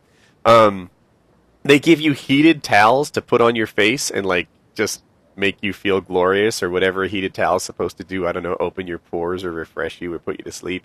What else do they do? Of course, My whole world just got turned upside you go down. through your own security line, and so everyone's waiting in this long line. You go to like the fast lane. When you check in your bags and stuff, you go through your own ticket line, like just for first class. It's great. No, don't act like I fly first class all the time. Do you get to sit next to an asthmatic man who breathes heavily out of his mouth and smells bad? No, you don't. You don't get the character building experience that entails, and that is why I will continue to buy Coach. This is the coolest thing. Coach. I was flying back from L.A. or something like that, and I had a stopover in Dallas. So at Dallas, it just turns out that my boss at work was on the same flight. Like we weren't going. He had the same connection, and we both went back to Raleigh at the same time. So and then I upgraded to first class. I know I was coming back home from COD XP, so I upgraded to first class. And the best thing, there are moments in life where you achieve victory, right? You probably have a couple of them in your own. Like, you know what? That day where I stood up to that bully, that was awesome. Or that day when I won this competition or brought home that trophy, that was, you get these moments in life that you just say, like, yeah, like that was for me. And one of these flights home, I sat down, I grabbed my magazine or book or phone, and I started doing my thing. And my boss walked past me in first class to go sit and coach. And it was like, man, this is glorious. This is so fantastic. And he saw me and just kind of like, it was like, yeah, I was working 2 jobs at the time, which was basically the difference. And, so I was humble about it and everything. But internally in my head, it was like, first class, bitch. So, yeah. You should have made a huge scene about it. No, that's not how we roll. Are you headed back there? Isn't that where the plebeians are? What's the literacy rate like back there? Huh? Significantly different from here? Oh. They have water that doesn't have, horrible malaria in it up here. Or, I don't even know if you can get malaria from water. I think you There's can. a display of my own ignorance. I'm not sure exactly. You certainly can get it from mosquitoes, but water? You can get dysentery from water.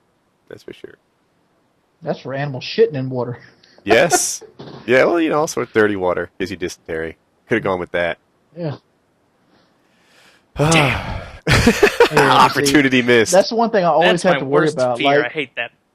Like, I don't get to go on a lot of trips because of that thing right there. It's just so expensive for me. Like, like where it might be out $1,000 might not be out of the realm for somebody skinny like Murka and Woody.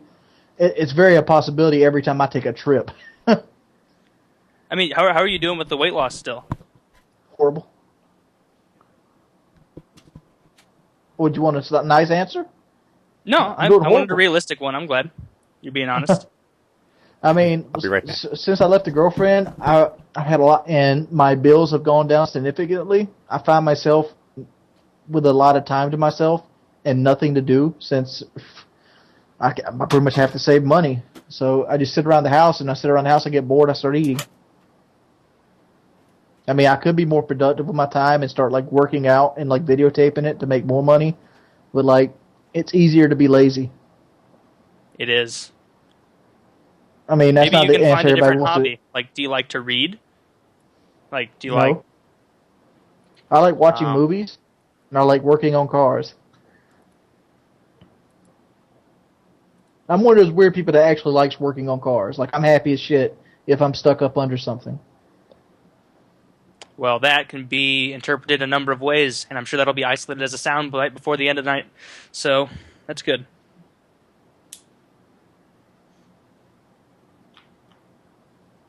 Where'd Woody go to? I don't know. Oh, no, it's time. It finally happened. He had a heart attack. He was thinking back to his boss sitting in coach and him not, and he got so excited his ticker just kind of shut down on him. God damn it. Hutch, then Woody, 2 days? Losing all the patriarchs of the Call of Duty community. The patriarchs. Sorry. That's the only suitable way to describe Woody, seeing as how he's that old. The patriarch of the COD community. My wife knocks on the door and she's like, "You have to pack," because I'm flying to Boston tomorrow morning, and I'm like, "God," I gave her my suitcase. She's going to take the first pass at it. So that's. We were talking about how Woody died of a heart attack, thinking about his boss going to sitting in coach, and his old ticker couldn't take it no more. No, she knocked on the door, and I have to take the trash out tonight, and I have to pack my bags for tomorrow morning, which is tricky because when I travel, I have to bring like a production studio with me, right? I bring camera equipment with me, I bring audio equipment with me, I bring like GoPro setup with me, all this photography stuff, and then it gets sent to Miami. I hope not. I mostly carry the expensive stuff. And then there's like a lot of, like, even though it's a 2-day trip, I probably have like 6 different t-shirts to wear, like Woody t-shirts, Gamma t-shirts, Astro may have t-shirts they want me to wear. There's like stuff to give away. It's like, you know, it's harder to pack than just like, you know, headed out the door. So anyway, why am I going to Boston? It's for PAX, a video game convention. Didn't a lot of people go today? Yeah, a lot of people went already. I stayed for 2 reasons. 1, Painkiller already, and 2, I didn't love the the trip last time. Like, you know, I felt like I think I went on like Wednesday or something and stayed through Sunday, and I just felt like it was too long. So yeah, dude, I have business cards to give out at PAX. It's kind of cool. They're made of wood. Real wood? Genuine wood. There's like lots of different... Genuine wood. See, all the different like types of wood they're made of. I got the variety pack. So you need to, you know, plan out who gets preferential treatment in regard to what kind of wood you let them see. That guy, not a big deal, throw him some pine. This guy, big spender, drop a mahogany on him. You know, you gotta think. That's I hadn't really thought it like that. I don't know. I just they have my phone number on them, so it's more like, who am I going to give this business card to? Like, how can I make sure that it doesn't go further than it needs to go? Like, those are the thoughts I actually have.